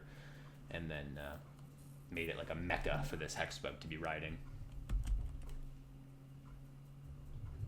This is also crazy. The fact that this works. The fact that that the toilet bowl, like I tested this out with the full assumption that this would not be possible. And it just worked immediately. And it also never failed. Like, this is just, like, it just always does that. It just, like, as soon as you fine-tune it, you can just get it to go around the entire toilet bowl. Like, just by itself, because of the curve of the toilet bowl. I'm like, how is that a thing? How has no one done that? How is that possible? Oh, my God. It just does it every single time. It doesn't fall in the toilet, ever. It never fell in the toilet. Never. I don't know how I missed that. Is it just a lacrosse ball? It's one of the balls we got from Book Opener. Yeah, lacrosse ball. Yeah, I think. Yeah, whatever that's called. If it's the one that I'm thinking of, then I'm pretty sure it's the blue and red ones. Yeah. Yeah, that's exactly right. Yeah, it's that. And God, that's so satisfying. Yeah. Oh, that's amazing. That's why it does that. It's like there's no barrier. It just doesn't fall in the toilet because of the exact speed and angle. Unreal. That's so fun. Got our little plunger. Oh, and then this thing. Toilet rack. This thing. This is also like that. Literally is the toilet rack from this room. Like that is the toilet that just does that when you drop a tube down it. How do you find this? It's in the room. It's in the room. No, it's next like, to the toilet. No, I mean like discover this motion. I was forced to interact with every object in every room, and we'll get to rooms where it was more difficult later. But yeah. I know you're going to say I'm selling myself short here, but I know that I am not this creative with foreign objects. I think it is a real skill that takes practice, and I don't have that much practice with it. I will cut you some slack and say that at the beginning of this video, I was the same way, and then I had to make over 100 foreign objects be used in this machine. And I think by the time I got to even section 2, I had started to become more familiar with what I needed to do. This is just like a level of playfulness that I have not had. I've not had enough practice with it. But this is a really funny. I don't know. There's just something. I also feel like maybe it's not even that I wouldn't find this. It's that I would find it and think nothing of it. That's what I said earlier too with the blind corks. Is that like I don't have the sense for like, oh, that's actually cool, or that's actually something to build on. I just we'll find something and be like, that's nothing. Well, I'm the same way. I mean, I mentioned this earlier in the video. That was the way with that microwave trick with the ball passer. That was a natural one ball path extension from the water wheel. I felt the exact same way about that trick. I literally like thought of it and I was like, well, that's clearly going to be nothing. And then I built it and then I was like, oh my god, okay, it's fine. I don't know why I was thinking that way. I think that way all the time about so many things that I built, including in this machine. So yeah, I definitely have a similar mentality. It's definitely not some short like little mini segment. This is considered what, a connection segment or a? Whoa, that's. The machine was built in 2 parts, so it's basically everything pre loofah, everything post loofah. That's the cutoff. Yeah. So the camera cut after the toilet roll going down. Yes, I believe that was because the spider permanently broke. So what happened is the motor, so it wasn't a battery issue. It was literally a motor issue. None of my motors were able to lift up the spider. Like it kept, the motors do a clicking sound if it tries to do too much weight. They all deteriorated and they all broke. And so I couldn't, it didn't function anymore. It couldn't do it. So yeah, I had to do a splice machines, which honestly, I really didn't give a flying fuck by the end because the bed, there's so many sections that are, you can't tell what's an intentional splice and what is a oops, I have to splice this splice. That's the wisdom of the intentional machine screen link, is we can cover up our flaws like that. Yeah. And then suddenly it just kind of becomes this one ball elevator. It's just like a normal Joel's Inventions trick. Yeah, this ball elevator sometimes lifted up slowly and sometimes lifted up instantaneously, and I couldn't figure out why, and I still don't know why. Did you have a specific aesthetic that you were aiming for that you liked more, or were you playing with both? Yeah, this is a slow one. Yeah. Yeah, it just sometimes immediately bounced it up and made it die. This trick, of course, a hairdryer trick has to be done in the bathroom. That was the obvious thing. This was also a pre-planned sort of general idea. I wanted basically a trick where the hairdryer is causing a ball to float, but the actual wind from the hairdryer is powering a mechanism adjacent to that. That was the conception of the idea. I don't think I've ever seen a trick with a hairdryer that actually powers 2 things. It blows the ball and it obviously turns the wind turbine. Yeah, it's not super easy to make. That might be one reason. The actual ball catcher was extremely meticulous. It has to be vented. It can't just be flat on the bottom because then the thing won't actually go into place. The wind will keep knocking it out of place.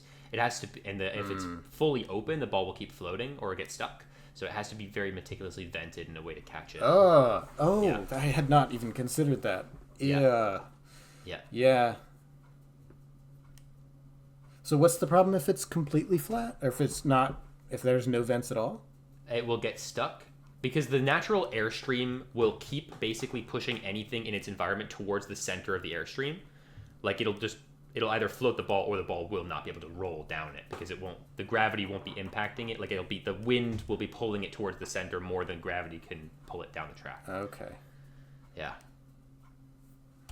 Yeah, that's something you only learn through experimentation. Yep. It's not something I had a lot of foresight about, but I know now. Oh god.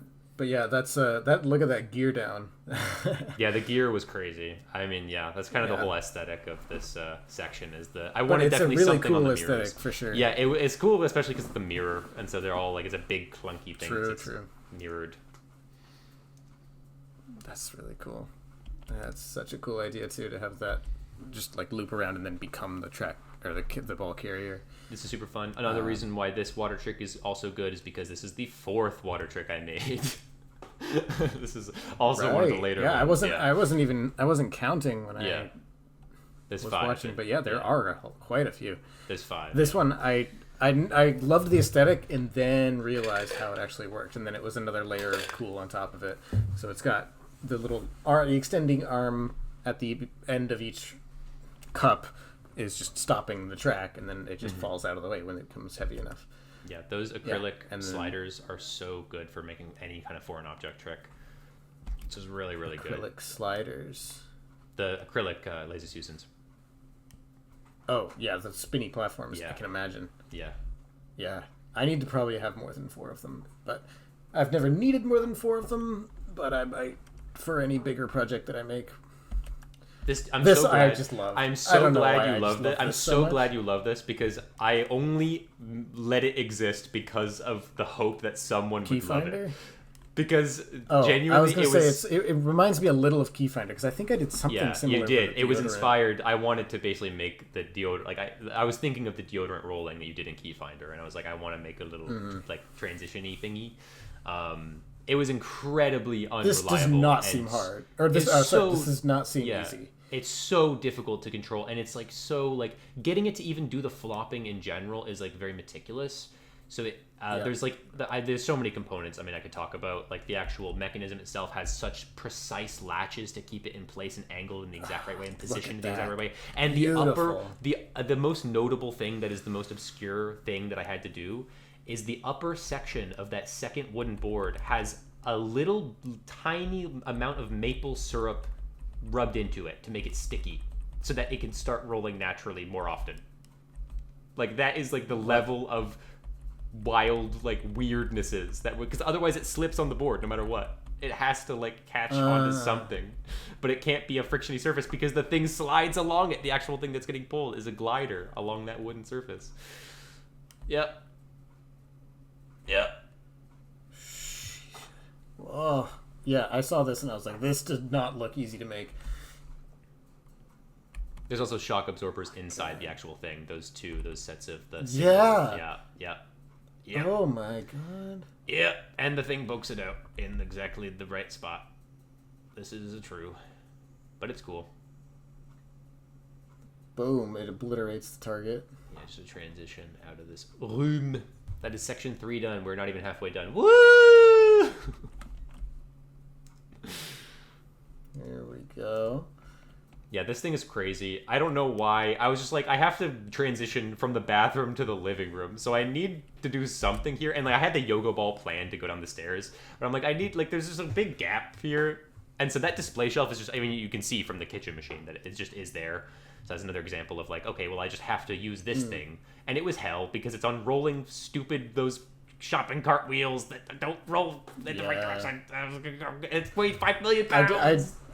I do really love the off-table weight that's actually just an off-floor weight. Yeah, and it broke once and slammed into the stairs. Ah!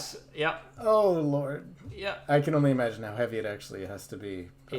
Probably not as bad as the oven, but still No, not nearly, actually. Not even half. Not even... wow. Yeah.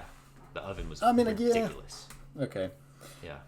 I can see it. Also, the bench is used as a ball redirector. That bench is from that room. That little that little drawer thing is not from that room, and it weighs 5 million pounds, and I had to lift it all the way up from the basement to that room. It really just looks like it belongs in this does. room, though. It doesn't, but it does, and it weighed 1 million It doesn't. pounds. Yeah. I needed 2 redirectors, basically, for a yoga ball.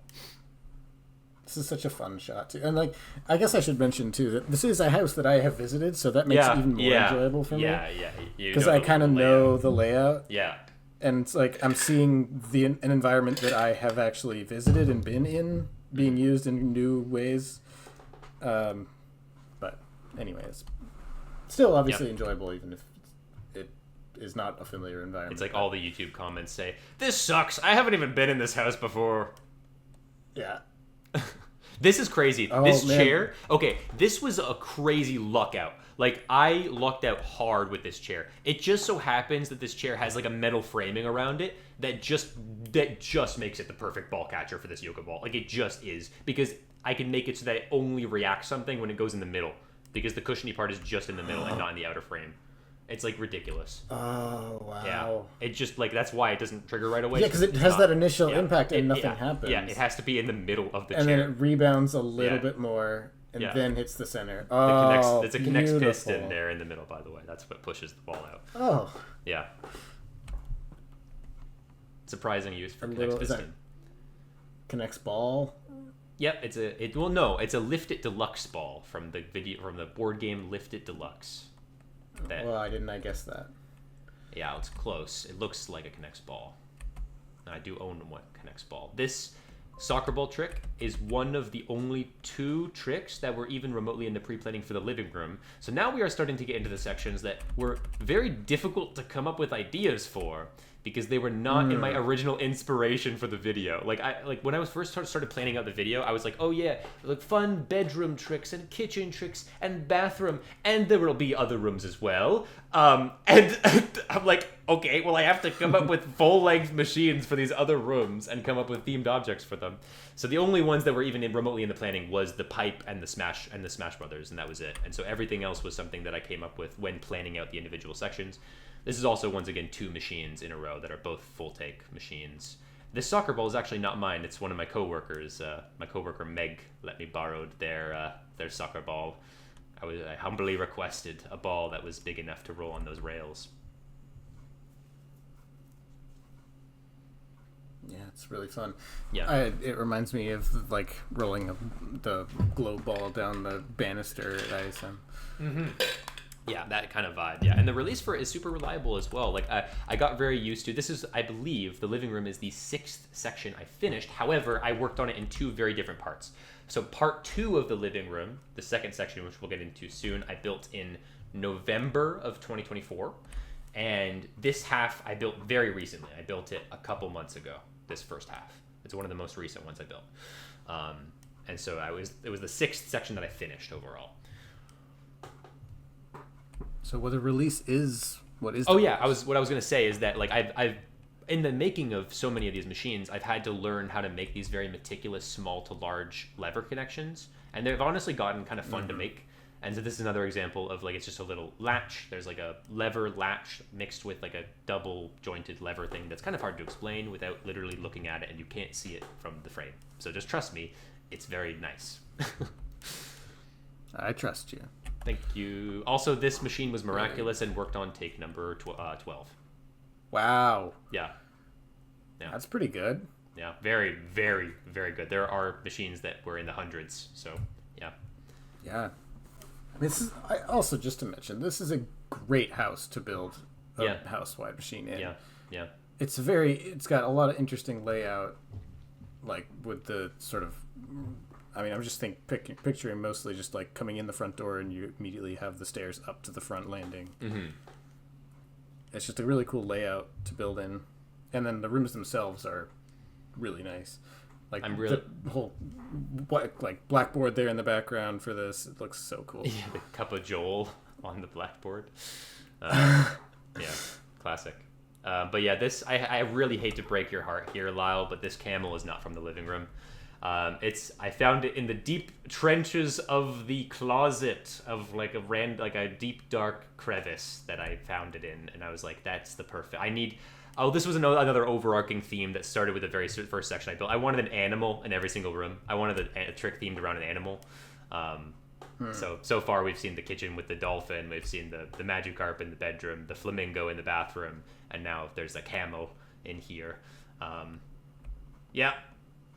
Anyway, but what is from the living room is the thing it's spinning on, the actual plate. The plate that's on top of the Lazy Susan is from the living room. And this was a room that was very, very difficult to come up with objects for, but I ended up actually coming up with a decent selection that are genuinely from the room. Like, you'd be surprised. Like, all of these first 4 tricks that are like the super intricate, super cool ones, all of them use an object from this room. Like, literally from this table area or from around this room.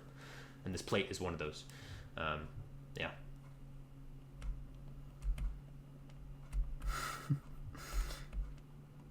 Floppy camel.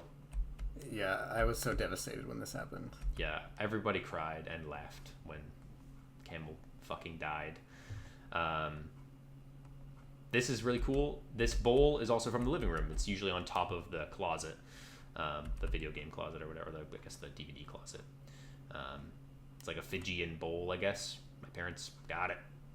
And I was like, let's make some billiard balls, go around it like I've done before in various ways. But it's basically synchronizing launchers is never I guess easy. And I just thought of this now, weirdly. This did not come up when I was building it, but this is just objectively a fusion between the frisbee trick I made in Domino World 2021 and the trick I made in Book Opener with the ball that goes around the bowl until it hits the thing in the middle. Yep. It just is a fusion, and I've never thought of that until now. Okay. I mean, you definitely would have thought about it being similar to the Book Opener. Yeah, the frisbee one. It was the frisbee. No, the Book. I never thought of the connection to the Book Opener one. That's the reason I'm wilding right now. Really? I thought of the frisbee connection.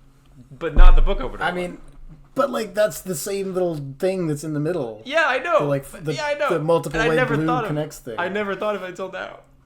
That's crazy. It's just the way my brain works. I come up with the same ideas again and again, and then forget that I made them. Yeah, I mean, obviously, I see the connection to the frisbee trick, but yeah, this is super smooth. It's super awesome. The close-ups of this are super satisfying. It's just they go around, and then it's basically a vibrating lever that eventually the latch will just come out from underneath. So that's an interesting way to do it. Yeah. Yeah, it's like basically normally it's more of a hair trigger than this take, but it's still good regardless. Like, as you can tell, it's activating because it's hitting it. So.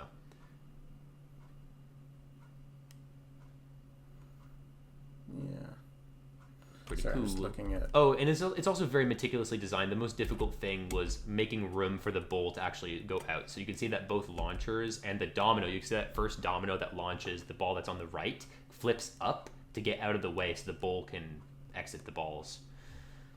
Yeah. Yeah, and so the domino on...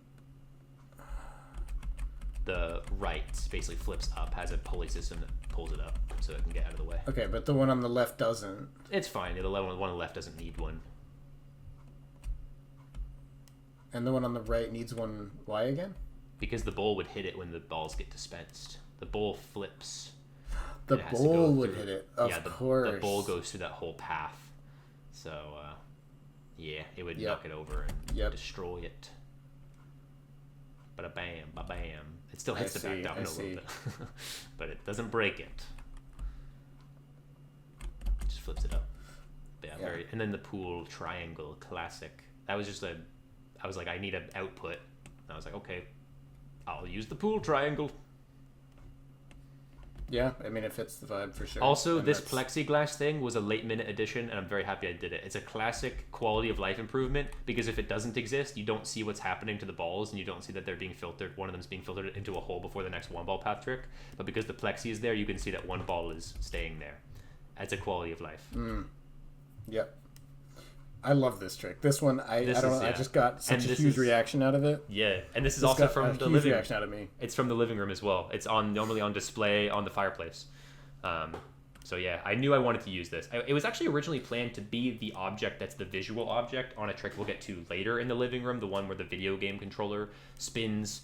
It's a hard to remember one, but basically that it was going to be this, but it's very heavy, this boomerang, so it's way too heavy to put onto like a big Connects thing. So I made it its own trick, and then came up with a very similar type of trick to the Dueling Dragons trick I made in the past. I was thinking that too. It's another example of a trick that doesn't use a track.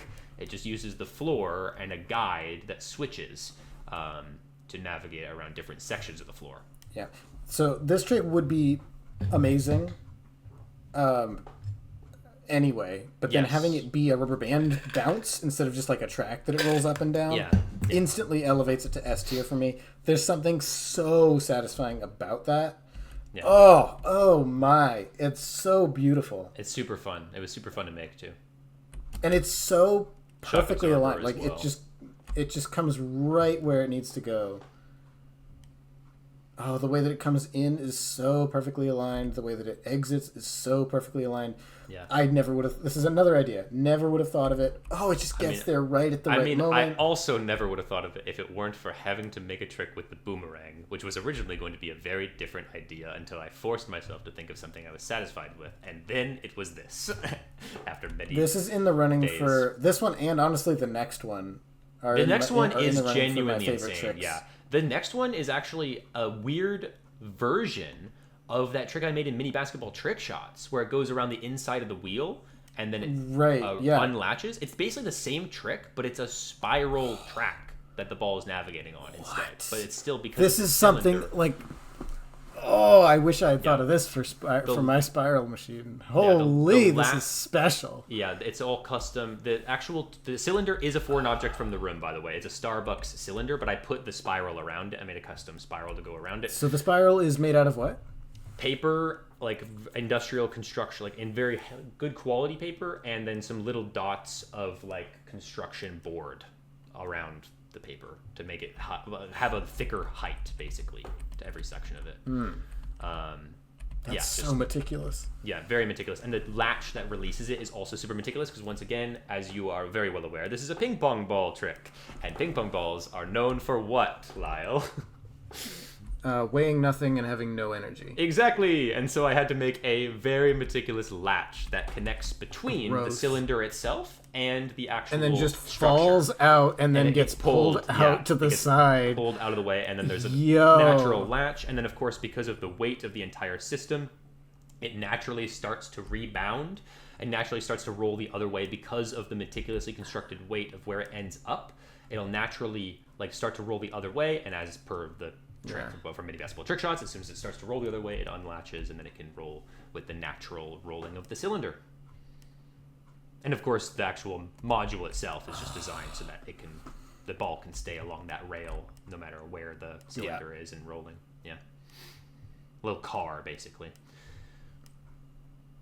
This is probably my second favorite trick in the video. I think this is my favorite trick in the video. The flamingo is very meaningful to me, but this is probably objectively the best actual trick in the video. This thing is wild. This and the boomerang are it's a proper trick that would work for any mini machine, screen link clip, etc. Oh my god, this thing is brilliant. Yeah, and this was also so intense iteration. Brilliant. This was I think the last idea I came up with for this machine, and it was because I was so desperate to come up with a stupid cylinder trick. I spent so long and came up with so many ideas that were bad and would have been probably fine, but I couldn't build them or they were not good enough.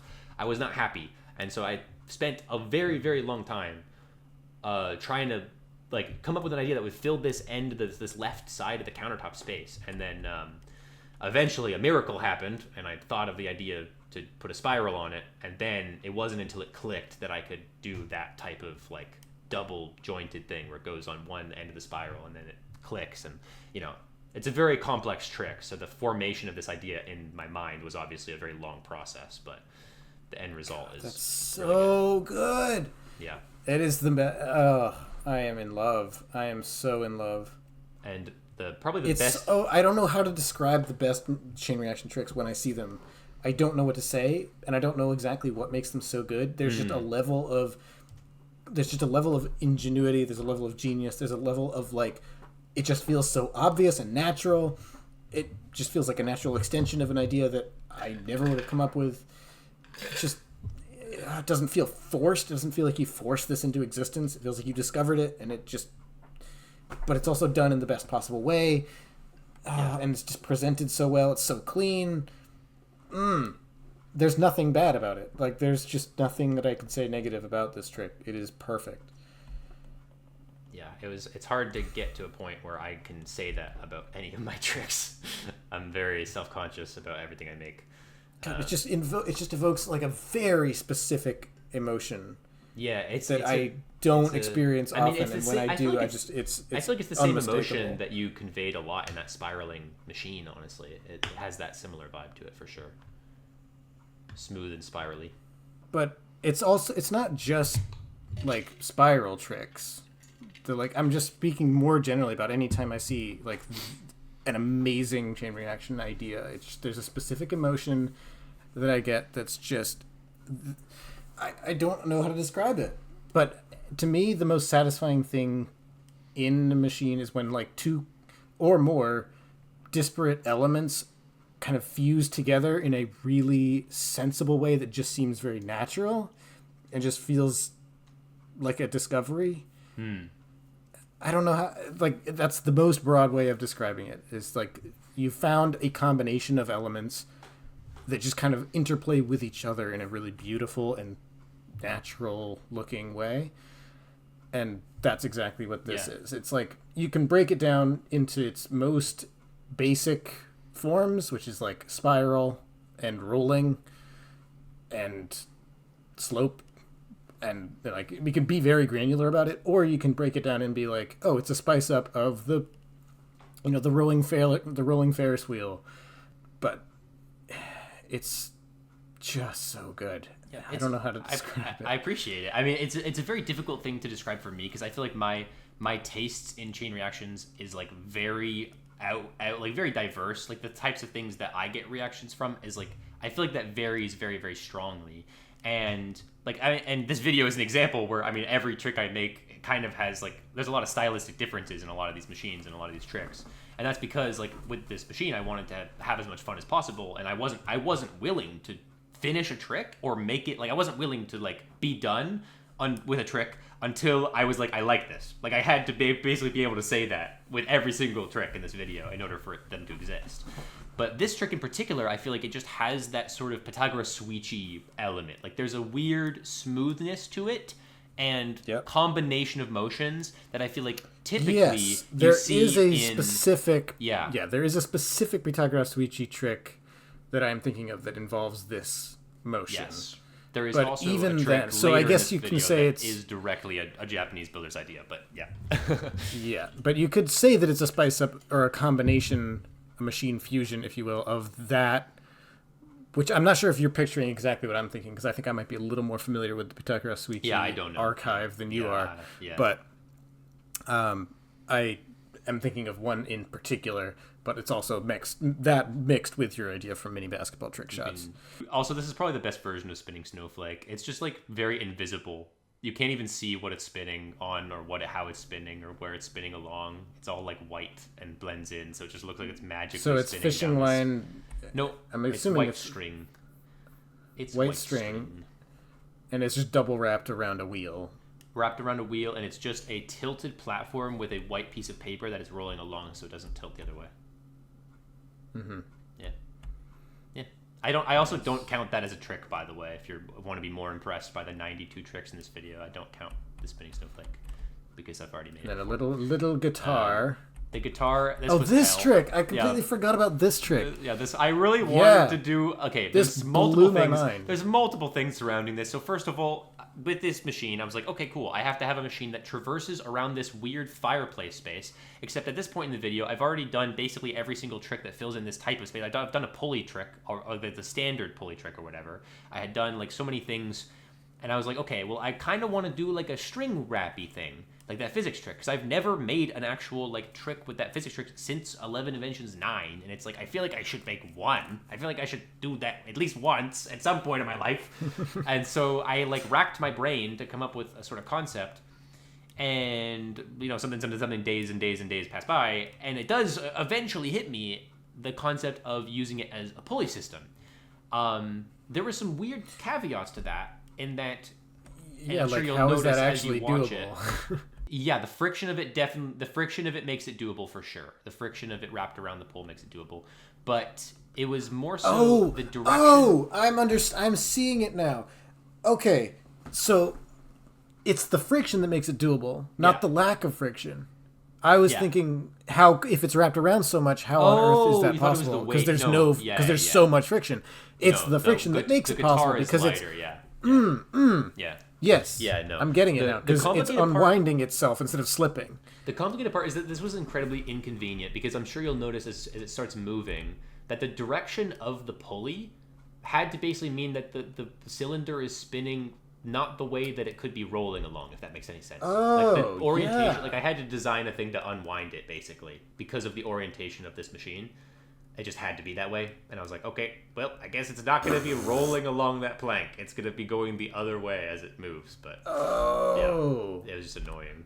Well, I mean, what's stopping you from having it wrapped the other way? Like, have it approach from the other side? Because then it would obscure the fireplace. I really wanted that space empty, and I wanted to start from the chair. It's more convenient to connect it from the chair, so So it wouldn't have been completely impossible. No. It's just from a mechanical the way standpoint. That this machine. And I'm not asking this. I'm not asking because I think it's a mistake that you didn't. I'm asking this because I'm thinking it through in my head about mechanically how this works. Although it would still require an unwrapper, by the way, because of the friction of it like rolling. Like it's a lot of friction to over. Like it would be to get it to actually like roll along. It would require a very dense amount of friction because it's a very heavy module that it's like this very big off-table weight and string. So it would still require an unwrapper. It would just look slightly more natural because it would be rolling along the direction that it's being pulled. This is so goofy.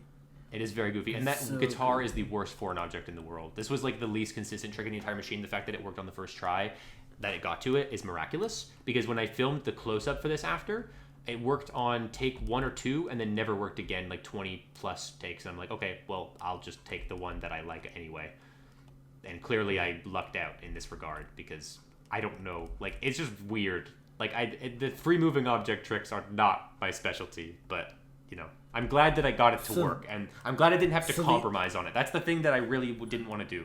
I was like, I want to do it. Just let me do it. Let me present it. Let me get this out to the world. Let me get this idea existing. That's all I care about. You know what I mean? I'm the same way. I am completely uncompromising to my own detriment most of the time. Yes. I mean, you've heard me talk about this before, how I'm just like, I will go so far out of my way to not compromise on an artistic vision. Yes. And I appreciate anyone who has the same inclination. I know you do. It's part of perfectionism in a way, but unfortunately, the result of it is always amazing, and that's why I keep striving for it. I'm curious about how you did the unwinding thing, because that looks like a lot of weight, and it's moving really rapidly. It's like a double, or even maybe it's a triple. It's a triple pulley, thing? yeah. It's a triple pulley with a massive weight. Yep. That's such. Oh my god. Yep. It's a clunking clunker. I'll need to see a close up of it to really get it. But I definitely do not have a close up of that weight, but I have just a general overview of the trick. So you will not be. I mean, I guess in the behind the scenes I do, but that's not out yet. I have not made the behind the scenes for the living room yet. That was not the first machine I made, so you will not be seeing that at Reactica. I'm sad to say. Yeah. Gotta love a good old lever that gets hit weird, horizontally, jank-ass horizontal vertically. lever that had to exist because I'm like, well, I'm not going to do 2 connections here. It has to be 1. So, yeah, of course. Yeah. And there's no other way of doing that. Yeah, notoriously, there's no way of having something fall over or anything like that. So this was absolute craziness. So this current version of this couch trick that you're seeing is 100% reliable. And getting it to that point was a journey. Like, when I finished this machine, I assumed this couch trick would be good and I could start testing it or whatever, so I just gave it one quick test in its iteration that it was on, and it failed. And I was so baffled by it failing because it was just like something that I was like, how does this fail? Like, in the way that I initially set it up, it was more of like a full wooden beam that it was attached to or whatever, and the mousetrap was kind of pulling out the beam in a way. And it was this whole long process. I won't get into the weeds of every single step along this process because I do eventually go over it, and it's not the most compelling. But this is the most complicated friction and absorption like mechanism, because I have to basically have some way of this, like, whatever 100, 200 pound couch, however much it weighs, biggest, probably heaviest object used in the video. I have to find a way of maintaining that force and, like, not making it explode out in any way. And so I'll just go over like a couple of the things. So one thing you can see is that it's on a rod that slides. It's attached to a wooden beam that can slide freely, and so it's basically putting a lot of its momentum into the ground currently. And that board itself has screws on the bottom of it. It's not bolted into the ground, of course, but it has screws on the bottom for friction, so that the board can't slide along the carpet, because it would otherwise. So it's like just the tippy top end of the screw that's like point and like kind of sticky and exactly, yeah, because of how heavy that couch is. And then there's a bolted in end to that wooden board. There's a little wooden stick that's the same color as the board, but it's bolted in to lock that wood in, because otherwise, like, it would, like, you know, it would come undone no matter what, because it's a lot. Even with the condensed force of that system, it's still so much force that's holding back. But that is enough to get a mousetrap to be able to unhook it. And the actual lever is made of metal as well, so that's not just a jank connects thing. That's why it goes flying after, because it's literally just a metal little screw thing. It has to be metal. And then the reason the launcher is secured and is not jank is because it's like, there's a little wedge. You can see that it's between the cushions, and the ball is also like, it's like frictiony inside the launcher, so it can only launch when the launcher goes. I didn't actually notice that it was the pillow that caused it to launch. The pillow has to. Yeah, obviously I had to. That's a really funny touch. Yeah, I like that. That was that I needed that to be the case for my brain. Yeah. And I magically, completely understand. if you see in this frame, there's no machine to the left of this, suspiciously. There's no stand there, and the track leads nowhere, and then all of a sudden, this track is leading somewhere. Nice. So this is the one that I did in November of last year. So this one's older, but they're both like the same sort of skill caliber. They're both really, really good. So, yeah. I did this one in a month, by the way. I did the first half in a month and a half, and this one took a month. This half took a month. This idea is another one of those that's just like, ooh, it just hits the spot. It's like, this is a... Yeah. It's so satisfying when it does 2 laps. Yeah. But it isn't just like a random counting lever or whatever that just dispenses the tube at the right point. Like, it's caused by the trick. It's a self-powered is another huge element that makes things extra satisfying and extra natural seeming, like something that just kind of feels right. The self-powered nature helps a lot with that, when you can sort of have the motion of the trick cause the trick to happen in a way that the tipping is what causes the exit to happen. Oh, I can talk about the conception of this idea. I should, but before we move on, because it's actually really simple. Like, it's just a double auto tilt.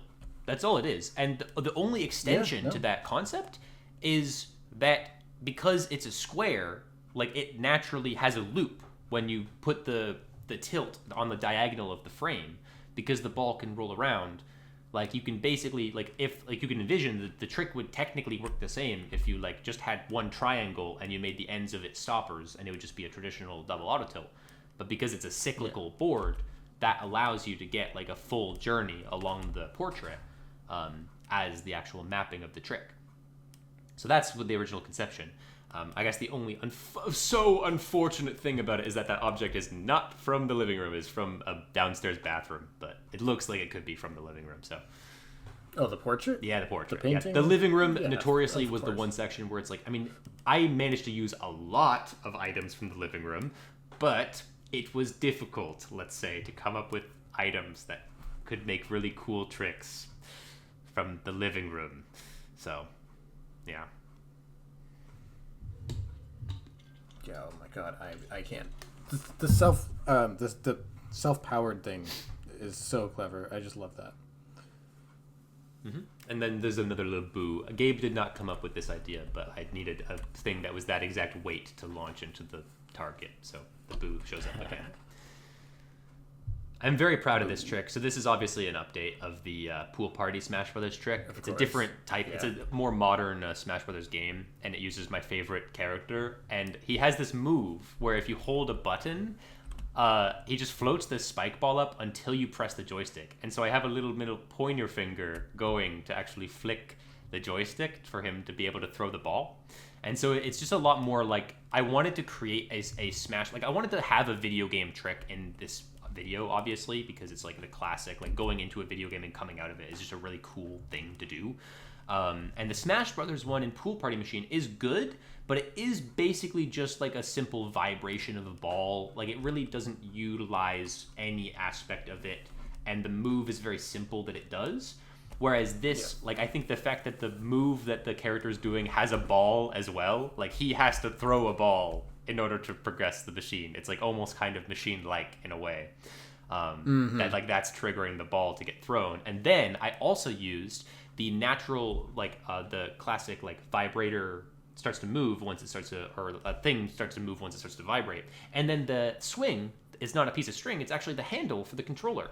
So I used the natural like wristband as a swing as the ending of that path.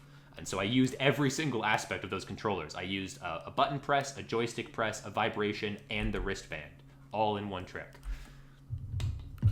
A button press. Where's the button press? It's being held down. That's what's causing the spike ball to float initially. It's just being held down consistently by that little, the thing that's next to the hand, basically, has to be held down. So that's just always like that? Yes. There's 3 steps, I guess I should say, but there's 4 uses of the controllers. Yeah, no, that's amazing. Yep. I like that you broke it down like that, because obviously I knew I needed to, but yeah. This is crazy. This lamp is also not from this living room, but obviously lamp and living room makes sense. So, of course, yeah. Yeah, this is a wild idea. This thing. I built this. it. I kind of knew what was going to happen as soon as I saw it. The impending doom. But I was just like, I am in love. This is so good. Obviously, a spice up of Reactica 2022. Yes. The color blue machine. Yeah. Yes, kind of. I think that might have been part of the conception. It's hard to remember at this point. It's interesting that that's not, like, obviously the thing that you're like, yeah, of course. No, it was on my mind, for sure. I mean, it has been half a year, Lyle, since I made this machine. I guess. I think Fair so.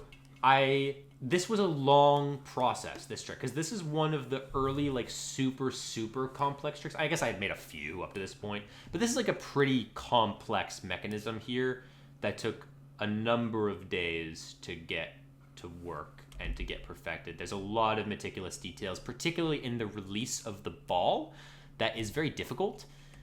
Getting it to release smoothly just when they come into frame and not through any other means was a tricky thing. So it went through a lot of different design let me see if I can understand how that happens. Yeah, for sure. Okay, so obviously it's just being forced outward initially, and then when it comes in, they are sloped.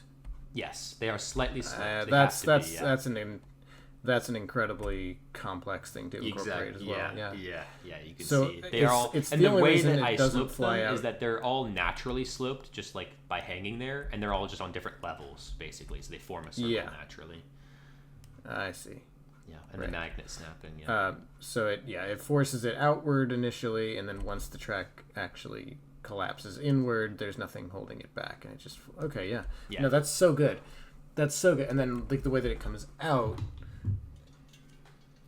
Oh, there's actually a hole there. So that's a cut piece.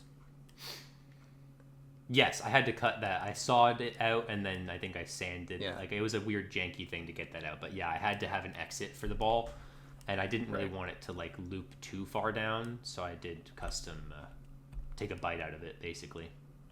Yeah, no, it's perfect. Like, some tricks just require some sacrifice. Yeah, I think for this video, I was willing to sacrifice a lot because it's the like last time I'll do something like of this type and of this caliber. So yeah, and like I'm always so hesitant to actually make permanent changes like that. But then realistically, when I look back on it, I'm like, have I ever regretted any of the permanent changes I've made to stuff? No, not really. Like, what's the worst thing that can happen with a modified tricks track piece like that? Like, if you really hate how it looks, you just saw it off like at the cut point. I also own and then 5 you of end up with those. a slightly shorter run. I have 5 of them, and they're not. Yeah, you have spares. They're anyway. like known as like the piece that people don't want to use because it's hard to use them and make them look good. Like, when you make them look good, they're fine. And honestly, but it's annoying to do. Like, probably going to find a use with that hole at some point in the future. Yeah, it's likely, that's another thing. Yeah, you could always find another use. I mean, the lesson to be learned is, like, obviously consider what you're doing, but permanent changes are maybe not to be feared as much as you might think. Yeah. This is like funny. anytime I need to cut a track, I'm literally just like, what is the concern here? Because I can just fuse the tracks together. I can just glue them back together. Yeah. It's like not a big deal.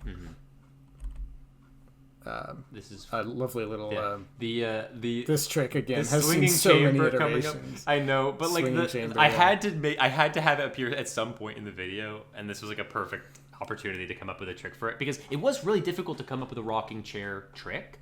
Like, basically, like a rocking chair. I knew I wanted to use the rocking chair, obviously. I'm like, and this is not normally from this room; it's from the living room upstairs. Yes, but I was like, I have this to use. This is the chair from the upstairs, right? Yeah, in for like sure. the upstairs living room the area. one that inspired so, fun fact. Ship. Oh yeah. Correct. Yes. So, fun fact: this is not just the same motion, but in fact the exact same chair that inspired the rocking pirate ship from Machine Land. Yeah. I took a video of this chair rocking back and forth when I was visiting in 2019, and that video just lived on my phone in my machine ideas list for years until we made that machine. I'm like, this is a perfect little motion to pop out for this trick of like a rocking back and forth pirate ship. So yeah, this literal exact chair is what spawned 2 now machine ideas. Yeah. Well, I knew I wanted to use it, and it's just very difficult. It's very difficult to come up with an idea that makes use of the rocking, that where the rocking matters. It doesn't just activate one thing. Like, I wanted the iteration of it rocking back and forth to matter. And like, notoriously, the swinging chamber is like the iterative trick that I'm known for, which is still weird. I didn't invent it. It was from a Kinect's ball machine, that idea. And it's just become like the Joel staple of Gabe will make 1 million versions of this trick before I die. I know. It will never die. Yeah. And so I'm like, okay, fine, I'll make another one. Yeah. I also associate this idea with you. Yeah, I know. It's because I was like the one to use it in a chain reaction, basically. But yeah, it's just, yeah. But it's like one of those really kind of elementary, like basic building block type of tricks that it did not originate from Pythagoras Suichi. This is true. Kind of a miracle. True, yeah. The Kinect's ball world has a couple of those, but not many. Yeah. This is a really cool mechanism, by the way. It's not a trick that's super easy to take in the first time. Yeah, the chain basically. So it's the classic, the snowflake going around the gear. I've made that before. Like Gabe's done one with the Hot Wheels track. The chain basically allows you to extend this to any length. You can basically have the spinning orbit around at any point, and that's the premise of the trick. Is it just? So I will admit that I thought there was going to be something slightly more to this, like because it's obviously a Wii steering wheel. Yep, it's right? It's meant to be. I be. expected that was like going to be like steering something in a game somewhere. Okay, I'll admit that's fair. This is kind of a point of insecurity for me. This is like one of my biggest fears actually in this machine was the tricks.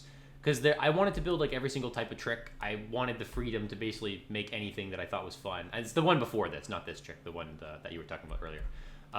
Because you mentioned that like you kind of wanted it to do something more, and like that was kind of a fear of mine. Is like if I set the precedent, if I set the expectation that every single trick is gonna do like crazy bananas, then it does kind of like there's a weird thing that it sets a weird it can set it depending on the pacing and depending on the frequency of those types of tricks, it can set an expectation for things to need to be really overly complicated. I can say that like my overarching, like this idea was always going to be this idea. It was never going to have an extra layer of complexity. And the reason why it's sort of in this zone is because I had the visualization of like a big lever that like pulls down to open the closet door. And so it's like a weird like lever shaped trick that basically does that motion, and then the door is open as a result of the finishing up there. Also, there's a squirrel, because of course. Yeah, the squirrel popping out of the little house. There's actually two squirrels. Yeah, the squirrel plushie that falls down to trigger, and then the squirrel in the house. Oh, also that, yes. Yeah.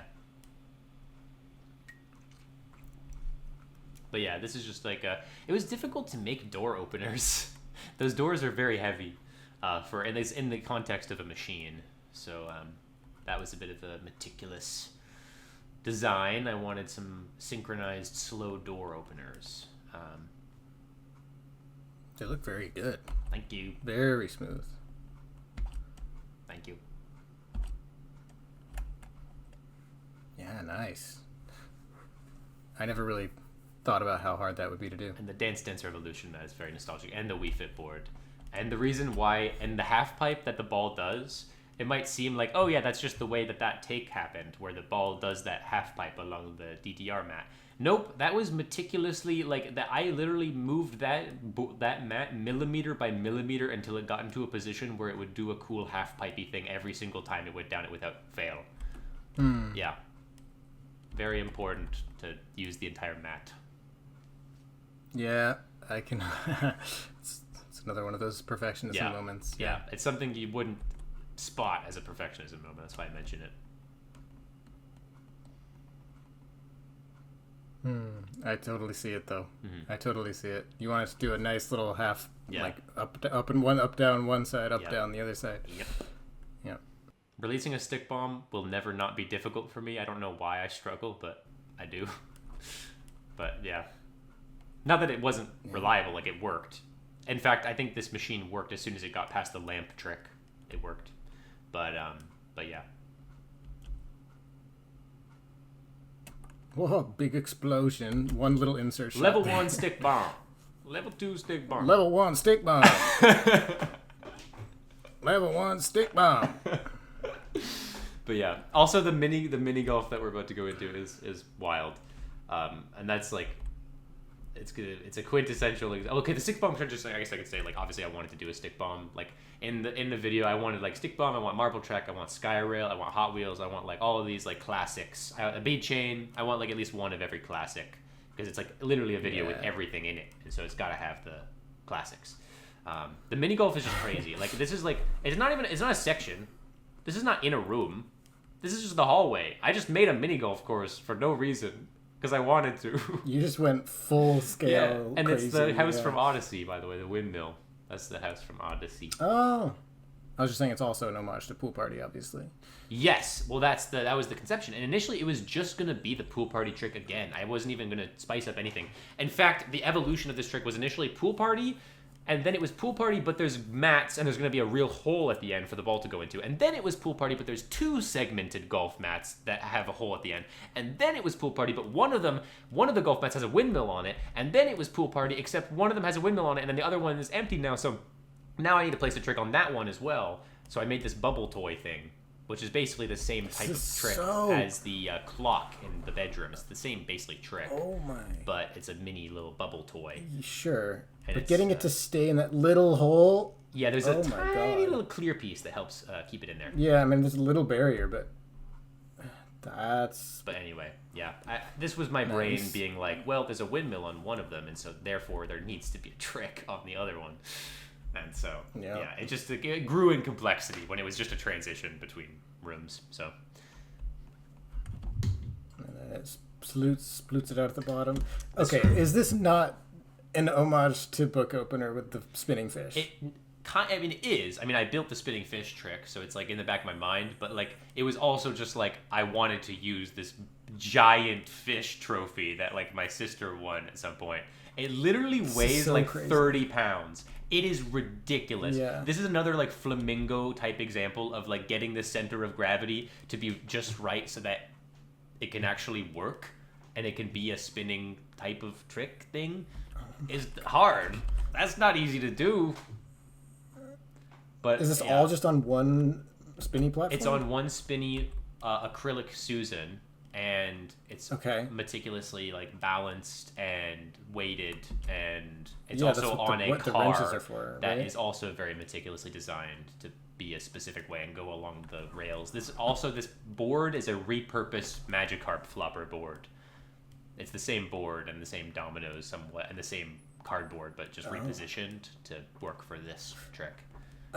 Okay, yeah, the big full length, yeah. Yeah, it's the same length of board. Also, yeah, the fish is like the width. It's the width of the room. It's huge. This fish is massive. Like getting this to fit was horrendous. Yeah. Oh my god. Anyway, yeah, this section in general, this laundry workshop hybrid section, has a very consistent theme of like controlled chaos. Like every trick is very, very chaotic and crazy, but like very specifically controlled in a way that is specific to this. Section. It's socks that get launched. Yeah, it's one sock. Yeah, it's a sock launch. One sock. Yeah. I just found this. I realized I just had a sock that wasn't paired, and I was like, okay, I can just use that for a machine trick.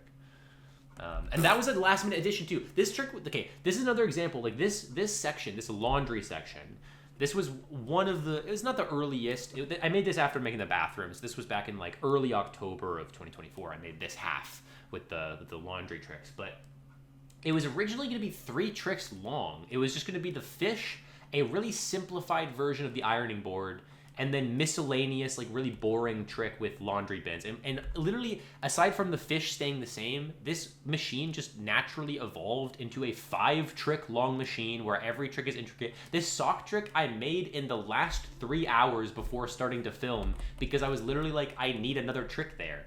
I was like, okay, I have to put another thing there because otherwise I will not start filming until I put another trick there. So... You know, I don't know. That's every trick in this section except for. It's just like it feels like there's a gap here. And it's like every single trick in this machine like evolved except for the fish. Like the fish is just was already pre-planned, but like we'll get into the other tricks as well. But like the evolution of the next 2 tricks after the sock are like vastly different, vastly more complex than they initially were. And yeah, this section just like blew up as I was playing around. Like, for instance, the ironing board, I was originally just going to release the iron down the platform that's already a thing. And then I was like, well, the ironing board has a mechanism to it, and so I should try to find a way to get it to fold, I guess. It was very difficult. It required, like, lubricating the actual mechanism itself. It required... It's kind of difficult to explain how it even, like, moves. It's sort of like latched So these boards that are standing up here, these are things that you've made. That is a custom. Screwed together. Yeah, it's custom, Yeah. Yeah, so how is... Okay, so it's pushing one of the legs out from underneath something? It's basically slapping one of the bottom legs, and that leg is freely able to rotate just because of the way it's positioned. But it's really in a frictiony position at the very top. There's also a little magnet on the bottom that you can't see on this side that is also helping to lock it into place, a pretty strong magnet. But yeah, it basically just kicks it to start it moving, get it going. I guess similar to how the mousetrap jump-started the faucet, like it's like a jump starter. As soon as it jump starts, it'll work. Sure. But it did require lubricant. I had to put like a silicone lubricant on the actual mechanism for the ironing board because it squeaked and it did not rotate very well. It's very old, so I like had to really fix it up to polish it up to make it presentable. Yeah, silicone lubricant, not something in my arsenal. Yeah, I had to do that for 2 tricks in this machine. Video. So it's in my arsenal now. I like that the cord is just like attached to something out of frame. Yeah, I wanted the cord. It's like basically looped through a pulley just to make sure that the cord is constantly visible in a way that's satisfying. Yeah. Yeah, it's those extra little touches that really elevate this. Yeah, and the cup tower. Cup tower also very like visually very destructive, but also just super controlled. Not that difficult to control. Yeah, because you just put a thing on the top, it's obviously gonna fall. Yep. And then this trick evolved completely. Like the original conception. So this is basically a laundry bin holder. There's 3 laundry bins that normally go. There's 3 laundry bins that normally go in one of those holders. I was just gonna have some clothes like fall, like get like pull each other into the bins, and then I realized that it's basically you can kind of slide it along the actual holder itself. If you take the other 2 bins out, it's basically this sliding system, and they're rubber rings. So I had to put like plastic pieces in order to make the sliding easy and smooth, but like it's possible. And then that evolved into like, what if I put something inside the bin? And this is actually where the sock launch idea came from, because my original conception, once I thought of that, was to have a sock launch out of the laundry bin once it arrives into position, to have a secret sock launcher inside. But it didn't end up being able to launch nearly high enough in order for it to be satisfying or trigger the next trick. So I made a little wiffle ball module, which actually kind of does look like wiffle balls are kind of laundry adjacent. They kind of look like the balls you put in like a laundry, like a washing machine or whatever. It kind of has that aesthetic. Yeah, like the but dryer I forgot balls. to mention. I forgot about that. But that's why the sock trick exists, is so that I could also like repurpose that idea for a different trick in this machine. That's why specifically I made a sock launch as the last trick, so that I could still have that exist in this machine. Because yeah, that was the concept, and it's basically just launchers with a domino inside. Yeah. Yeah, and then so feather duster release. This is such a another one of these small to large connections that I've grown.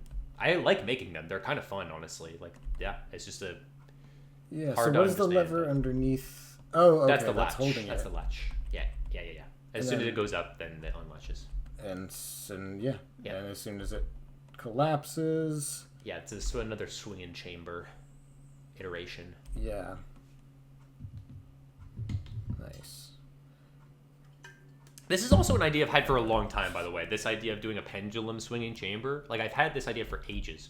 I just never, like, could do it in a way that was satisfying. But this particular foreign object was perfect for that type of thing. Through the tube. And then this is a 1-ball path. This machine. It's like actually. Oh, this is the one that's the 1-ball path. Yeah, this is an actual. So it's starting with the ping pong ball there. Yeah. Yes, it starts by kicking the ball and then it goes into the goal at the end. Yeah, so it's just a proper. It's an actual. Is this one of those wooden balls? Is this one of these wooden? Yeah, it's a wooden. What ball. Is it like? Yeah. Yeah, I think I have that thing. exactly I don't the know one. what that thing is. That platform that it's on is that's a foreign object. I found it underneath the workshop table. I don't know what that's for. I feel like I should know what that is. It's miscellaneous little, wooden like, tool thing. What are those little wheel things? I don't know. It's like to position something in a way. Like I don't. It's almost like a fence for cutting on a table saw. It looks like. Maybe we don't have a table saw though, so I don't know why. I don't know what it is. Anyway, I just was like That's track my for best ball. I guess. need to use it for track for ball. So that's what it became. Yeah. Okay, and then we kick the ball. Yeah. But okay, so this machine did not start off as a one ball path. It really evolved into one because I realized that there was it was basically a mixture of things. So this trick was always going to be a ball trick. I didn't know what ball to associate with this, but this was one of the tricks that I had the idea to build beforehand. This ninja star thing, and I made this ninja star when I was in grade 9 workshop, and I've just had it since then and never used it. And so I get to put it to use. That's another classic big object that I would never get to use otherwise. It's the classic, like you've seen it in Radical Reactions, the whip and nay machine where the gear spins and then the friction allows it to the lack of friction when it's spinning allows it to go down. It's a classic thing, but there's a ball inside, so very satisfying. And because it's so big, it has this big visual note to it that makes it really cool. Very clean. But yeah, it was because of this trick, basically. And then once I came up with the pendulum idea, which we'll get to later, that because I was really, really struggling to come up with ideas for saws, I knew from the jump I really wanted this machine to build up in intensity. I wanted to use these big workshop tools and do some Joseph's machines type level intent. I wanted to use a saw, and that's very difficult to do. But I was like, I need a reason to use the saw. I can't just connect a machine trick into saw and then that's it. I have to do something. And then as soon as I was like, oh, well, I have 2 tricks that are balls.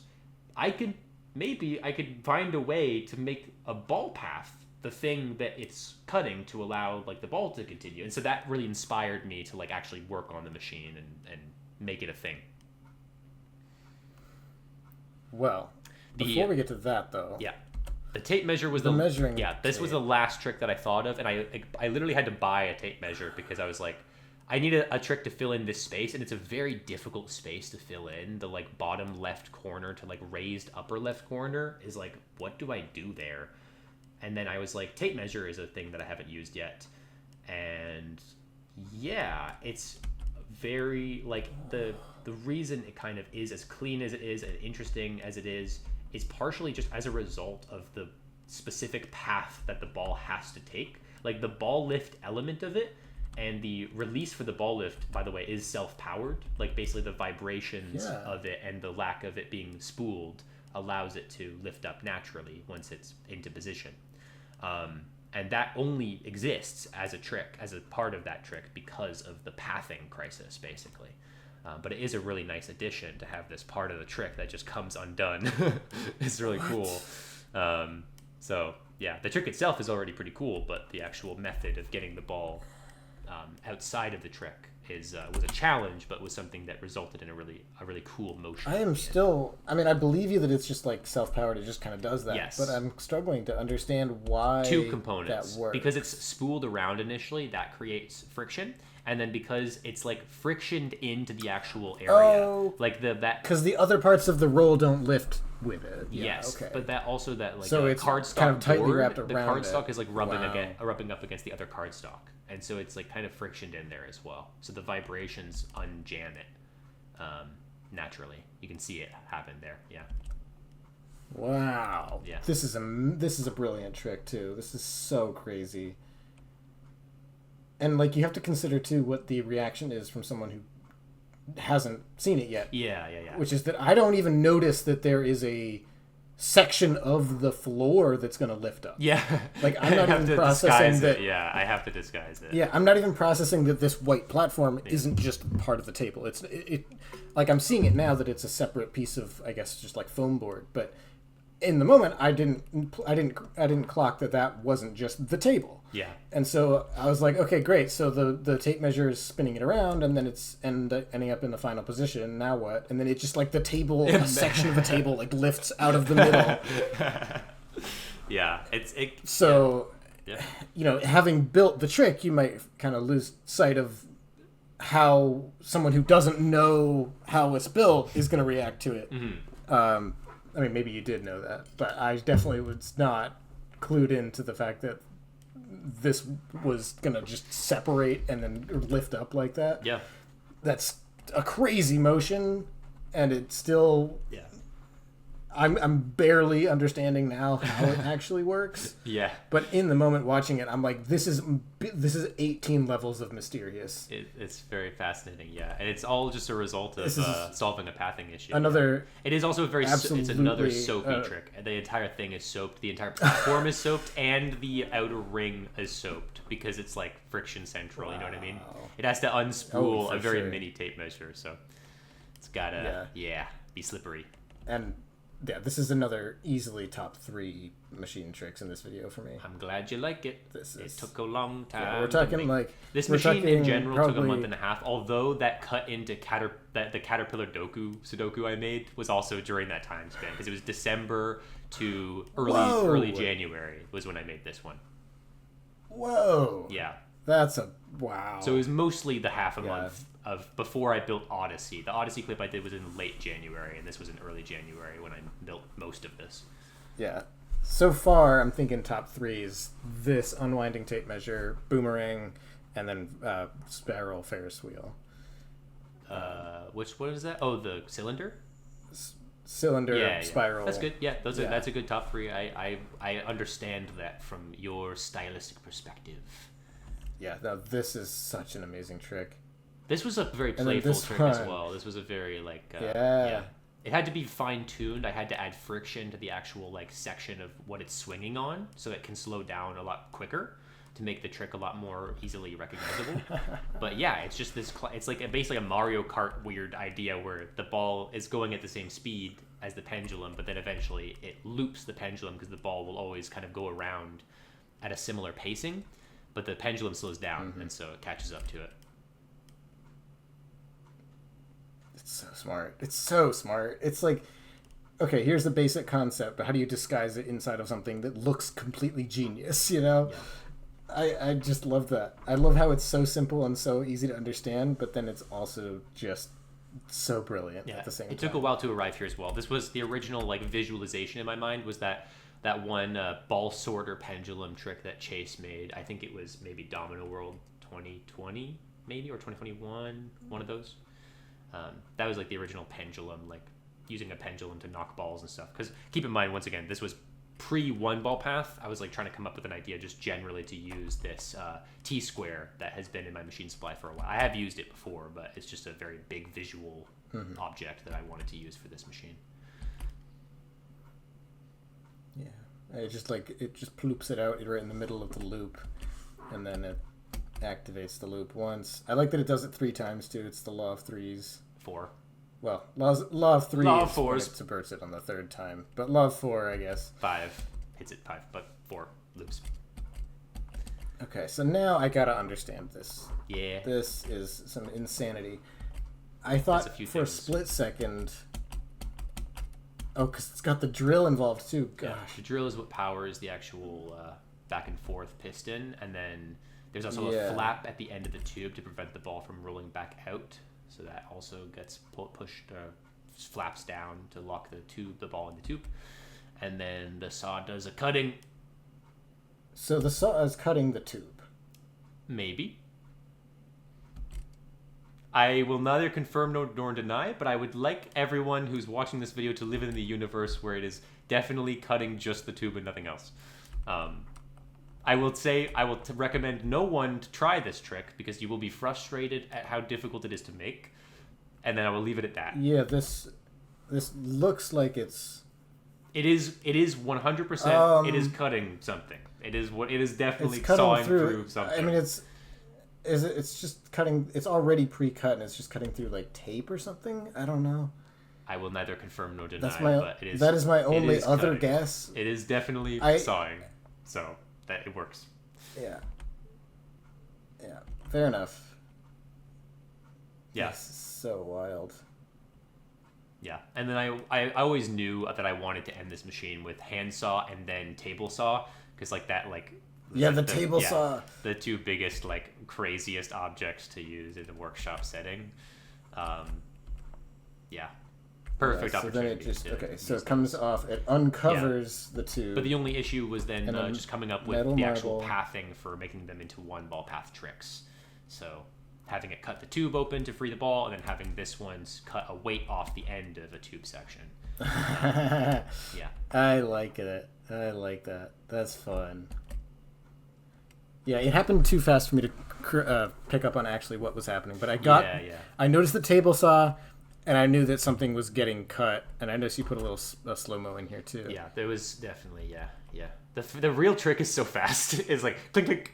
Yeah, it's crazy. Yeah. But it's cool. It's cool. It was easy to reset too. I made it resettable because it's just the wooden sticks that connect to connects. So. Yeah, and it's the last trick too. So whenever it gets here, you're pretty much done anyway. Yeah, it was also reliable. This machine worked, I think, the first time it even got past the second trick. I think this is this take. Wow. As soon as it got past the tape measure, then it worked. Wow. Yeah. Nice. To be fair, though, the pendulum and then this final saw blade trick are both, like, never gonna fail. So.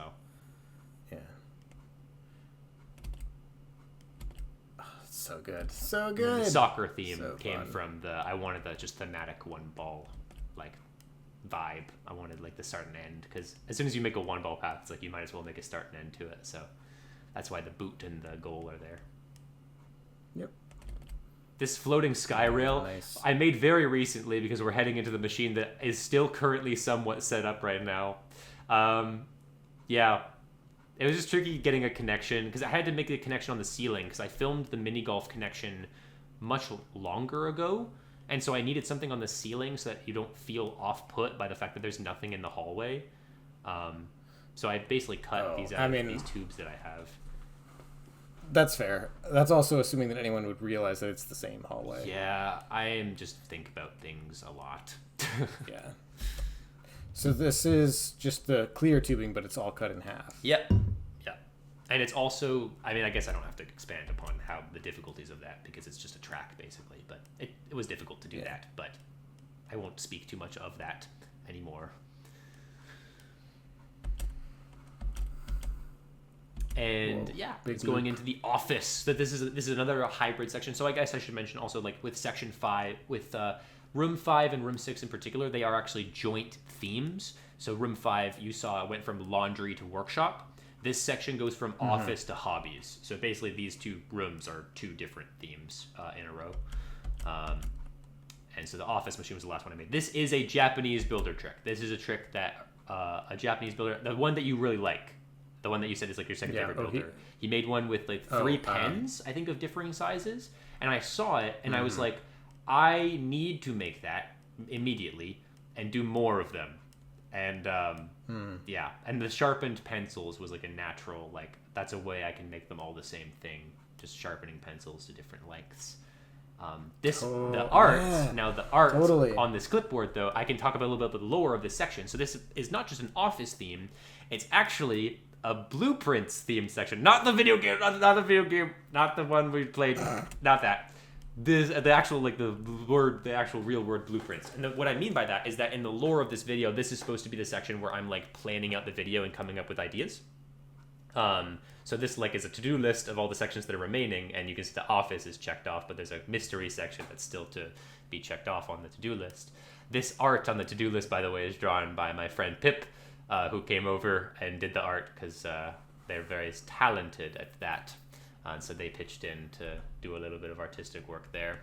But yeah, so all the ideas in this machine kind of, except for the office chair, basically relate in some vague way to coming up with ideas and, like, planning out stuff and things that are relating to the overarching video. The reason why I decided on that instead of just doing a generic office theme is because I really wasn't inspired by an office theme. I think part of it has to do with the fact that I've contributed to both of the office sections in both housewide machines, and so I'm a little bit tired of making office tricks. And so I wanted, like, something a little bit more overarching to inspire me a bit further. But yeah. This machine, or this trick, just really caught me off guard in a really fun way. Yeah. immediately kind of had a very strong reaction to the sudden and very satisfying motion. It's so satisfying. I filmed this that's great. So this is the machine that I did over 500 takes for. There's over 1,100 takes for this entire room, but there are easily over 500 takes for this first half of the machine, and it's namely because of the marble track, funnel, and then this trick. And the way, like, I was very, very meticulous of this trick needs to work in its best possible form, where every single pencil goes into place, does not shake at all, is like very horizontal all the way down, like very surprising, very snappy. And so that just ate my existence up. So this is the one you were telling me about a few days ago. Yes, and this is also the machine, and we can get into this once I guess we get to a little outer view here. This is a machine where a bit of a catastrophe happened that I can get into once. I guess we can talk about some more tricks here. So this light bulb trick, wasn't initially like this, and this is inspired, I think, by the trick that Lily made in Lemonade Machine, the bungee drop, which is it's cool to have a Hevish 5 inspired trick in the machine. But this is like a very improvised, like really crazy, like it has a lot of motions to it, and it ended up being really, really cool. I'm very happy with the way it turned out. But the original idea was just completely different, like vastly. It had nothing to do with bungee dropping or anything. It was literally, I was gonna have a light bulb roll on top of the lamp, and like do like a weird like classic rolly thing. And it was just kind of janky, and I was like, I just want the lamp to look like the lamp. I don't want to have any sort of obstructions or anything. Like, I want it to look as much like a lamp as possible. And so after many, many days of iterations, it just sort of evolved into the idea of doing the bungee drop and spin. And then that kind of naturally evolved into having it lift up first, and then also having the 3D pendulum from the result of the spin. And so it was a very iterative trick overall. That I'm so very what causes proud the of. light bulb to fall? The shaking effect of it stopping. So it's a magnet, and magnet's holding it in place, but it's a light magnet connection. And so as soon as it basically suddenly stops, the light bulb is able to fall out.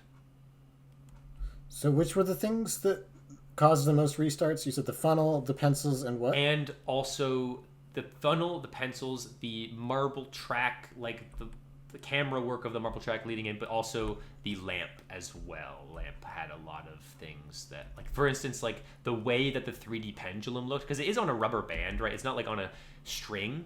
So the consistency of a 3D pendulum is not always going to be there, even though it's hitting it at around the same speed. I really wanted the 3D pendulum part to be exact.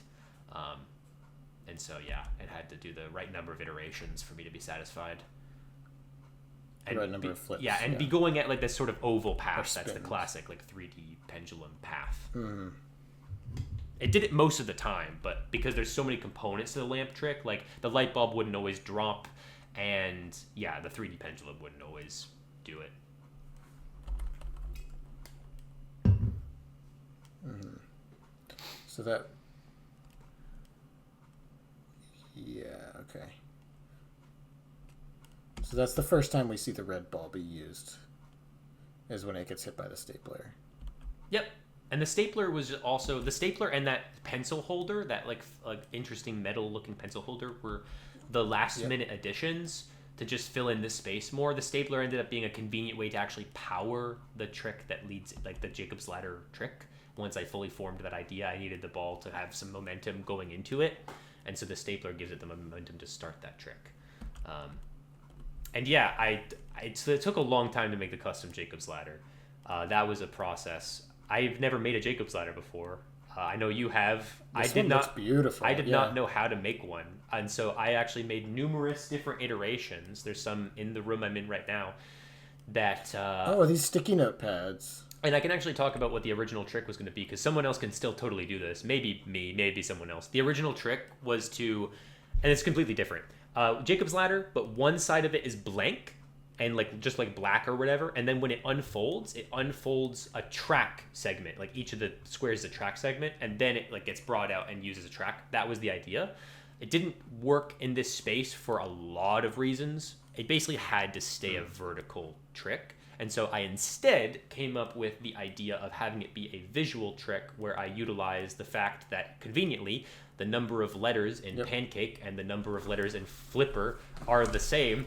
And that was always going to be the video title. And so I was like, I can make a Jacob's ladder that just says Pancake Flipper and make it super visual, and then just make it into a like really. And it's appropriate enough that the Jacob's ladder is in its own way a pancake flipper. Exactly. Yeah, it's a flipping trick. It flips the word pancake. Yeah, and it's yeah, exactly. And then it also is like a really good sort of ball path, like multi-ball auto tilt-ish trick. Yeah, it's a really classic. You've used the idea of the Jacob's ladder, like giving, like having extra height, right? Because it like iteratively lowers the stack by one.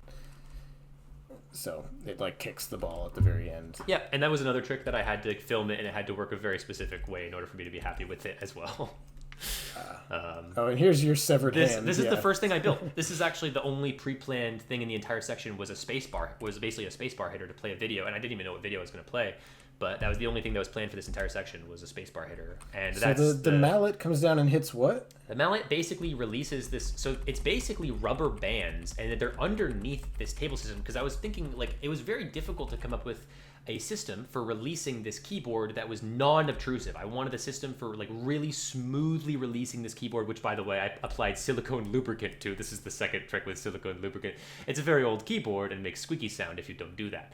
But anyways, that aside, you can see the rubber bands. You can see them on the left side there. That's one of the segments. There's two. I'm just curious how the middle release from the mallet it's latched into. You can actually see part of the latch. When it's fully out, you can actually see what that lever is latched into, and it's latched into on top of that domino, but in the the corner of between that black domino and the marble track that's there. Like in between the keyboard and the marble track, there's that black domino. It's like on the top of that black domino, it can wedge into that ledge of that marble track, and so it's a lever basically. So that part can go up, and it's like latching it like a rod lock. It's locking it in. Okay. Yeah, I see. Yeah. So a super smooth way of releasing it without having any additional like outside connections or anything. Yeah, and then there's also the marble track under there. The marble track acts as the timing delay. Time delay. Sneaky. Yes. And the spacebar hitter has a rubber band on both sides to make sure that it doesn't hit the spacebar twice. It doesn't hit it twice. Yeah, very reliable. That was the only reliable thing in this machine was that spacebar hitter was good old reliable. The lemonade machine? Yeah, the Mark Robbins. You think it's a lemonade machine, then you're like, wait a minute, what? And zooms in. Yeah, don't ask me how this evolved into printing off a picture of Mark Robbins and shredding it, but that's where my mind eventually went after many weeks. That's such a funny idea. Yeah, I mean the origins. I lost it. The origins of this was like I was gonna initially like in the conception, it started off as I was gonna hit the space bar to do something in like Minecraft and then come out of that. But then because I did the Smash Brothers trick, I was like, okay, I guess I'm good for video games for now, and I can't really think of a good way to transition out of Minecraft. And then it became okay, it's gonna play Lemonade Machine, and then I'm gonna have a piece of paper print. But the connection to make the thing that's printing, the thing that's in the video, didn't click until I started working on this machine. And then it was a natural transition because in this room, and this was not in the pre-planning, this was not even before I started building this machine in the ideas, but the shredder that's coming up soon is just in the room. And I saw it, and as soon as I was cognizant and recognized it as an object, I was like, oh my god, I have to use that. I have to make it shred as soon as it prints. Obviously, that's what I'm gonna do. Because that was not in my that was not in my cognition at all to do that. And then as soon as I saw the shredder, I was like, that is the key. That's how I end that trick, is by making it just shred immediately after. The only other. So does this actually print this, or is this just preloaded into the machine and it prints blank? It prints blank. For sure, it prints blank. This printer is broken, by the way. Funny story about these Mark Robbins. I had to go to Staples to publicly print these pictures of Mark Robbins because this printer is broken and doesn't print color. So I had to go to Staples. I actually had to go twice to get extra. So I printed. I drove to Staples to print off naked Mark Robbins. Also, another thing to note about the mouse clicker, because we didn't talk about that, but just a little funny note. It actually has to double click because it's in a different tab. So it's actually a double mouse clicker, not just a single clicker, because the Word document is in a separate tab. Yeah.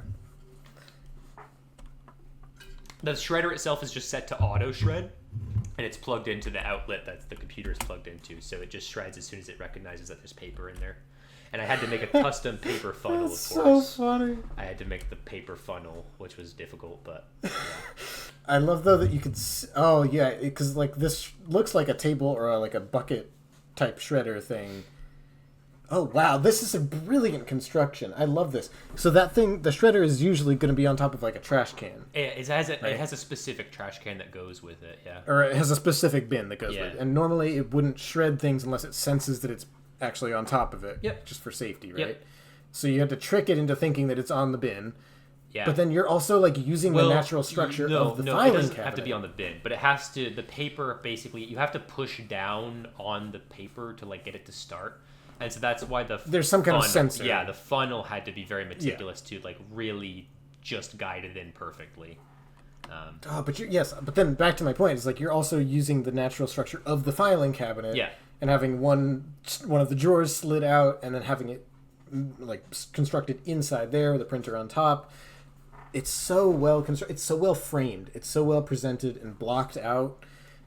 Just so everything is super visual, super clear, easy to understand, and you're basically still using all Office objects because it's all just clear plexiglass, kind of blends in the office, but the filing cabinet, the printer, the shredder, And the classic Office object of the large pink ball. yeah.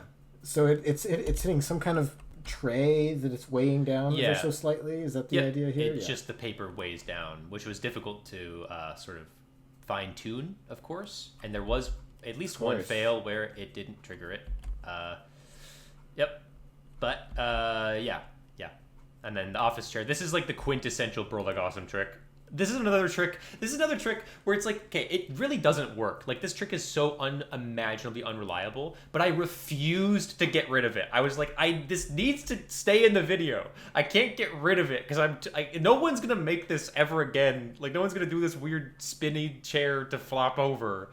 Like, I'm just like, it has to stay, and I'll try to make it as best as I can or as reliable as I can. But I'm like, just refused to ditch it. I just wanted it to stay.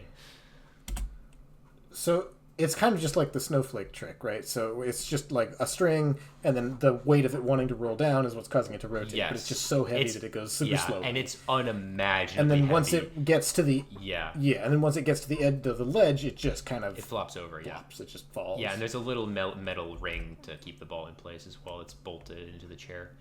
And then, but yeah, it is genuinely so. You can see part of what the string is connected to on the underside of that chair there. That connects.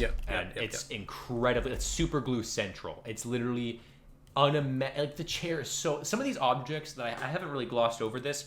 Very, very difficult to use. Like they were like every trick in this machine was a challenge. If it like anything that involved a big object, because managing to like even just keeping it in place initially, like not just when it starts to move, but like the weight of the chair just in its initial position has just so much force. That it is just it's a nightmare to manage that and to make sure nothing breaks or has a chance of breaking. Yeah, that's like the one thing that I feel like I would be able to manage about a project like this. Yeah, you definitely could. I'm overwhelmed by just how the creativity of this video is just so off the charts. Like, I've done probably less foreign objects than most people. I tend to steer clear of foreign objects, but I just have not trained. Like I said earlier, I just am out of practice with it. Yeah. And I have not trained my brain to recognize how to use them well, because I feel like just using them in their natural existing form is just boring ho-hum. Okay, that's a trick that's been done 1,000 times before. It's not interesting. But if you make it interesting, you just kind of mangle and disguise the object beyond all recognition by adding all kinds of extra infrastructure and other components to it, that it's just, you don't even realize that it's a foreign object anymore, and it just becomes a new trick entirely. I feel like all these tricks have done such a brilliant job of walking that very fine line between this is just using the object in its most boring, obvious way, and you've just kind of forced this object to behave outside of its normal realm of behavior. Of course, it's not that interesting because you forced it to exist, kind of. And I see so many of these objects that have been used in ways that use their natural properties, but they're not just the most obvious route one ways of using them. Yeah, I mean, I was very that some of that was also just from insecurity of being like, I have to do something creative with this. I have to, like, anyway, yeah. But like when I try to do that, when I try to overcompensate and be like, okay, well, I got to do something creative, I just end up going so far overboard, and it just becomes, it doesn't even resemble the original object anymore. It just kind of becomes its own thing, and then it's not even really using anything interesting intrinsic to the properties of the original object. I just have such a hard time with foreign objects. I mean, I had a hard time with, I would say, a vast majority of these mechanically. But yeah, I mean, I just get kind of inspired playing around with them a lot. I do want the opportunity at some point to work on a house-wide machine project again to flex some of those muscles that I have not exercised in so long. But watching this has really made me realize that I am out of practice. I think you would be fine. I think you are more than capable. And you would also be significantly better at making them exist and without combusting, which I immensely struggle with. I cover it up very well with my with my final takes of things and my sort of end result, but I do think that I am not good at making things that are secure. I think that I really struggle with structure work. It's something that's been it's been an insecurity of mine for a number of years, and it definitely came into fruition in this video a lot. And I think you're a master of that for sure. Also, this Rubik's Cube trick is the one where I was texting you being like, I had to completely redesign the connection. I was having a mental breakdown. I had to redesign the entire connection system. That was this one. Yeah. This looks... What on earth? Yeah, it's an 11 inventions trick, basically. I built this entirely out of insecurity. I was insecure about the way this video was looking up to this point. So this is the second last machine I made, was the hobbies. I basically did section 6 last as a whole. I did the second last one was hobbies, and the last one I did was office. And I was just like, because I've been working on this for so long, I was just like, I feel like people are gonna hate this video. And I was just like really like feeling down, and I was like, I need to make more crazy things and more whatever. And so I just like, I needed some kind of 11 inventions jank. And then when the hobbies theme started to come into fruition, the idea of doing a cubing and speed stacking, that kind of like mix really came, like that made sense to me, doing a speed cubing, speed stacking. And so I came up with an idea to do a very, very complex, but a good concept, but very complex Rubik's Cube trick that does 6 rotations of the Rubik's Cube. Yeah, 6 is unreal. I thought I was pushing it when I did Vsauce Machine 6 years ago. Yeah. And then you did that one trick for Lamp Machine that involved 3 rotations, and they were all... 3. There were 3, and it was the same number, but it looked so much smoother than mine. And it was just a vroom, vroom, vroom, and I couldn't believe that existed, and I still don't fully understand it, to be honest. But like, I get it in theory.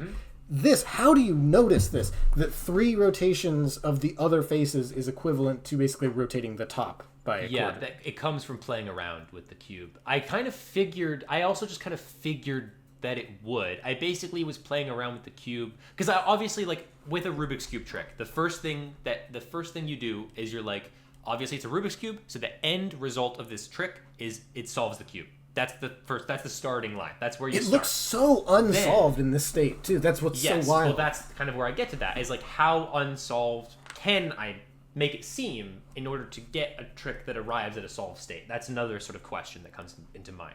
And so what you do is you do things like you glue a piece to the Rubik's Cube and you just start spinning it. You just start moving it to different locations and seeing where it ends up, seeing how it interacts. And that's how I recognized that if I had a track segment just on the diagonal of one cube, that it could arrive. So the bottom of this cube is attached in just the center, cube, isn't it? Well, yeah, it has to be. Just center, yeah.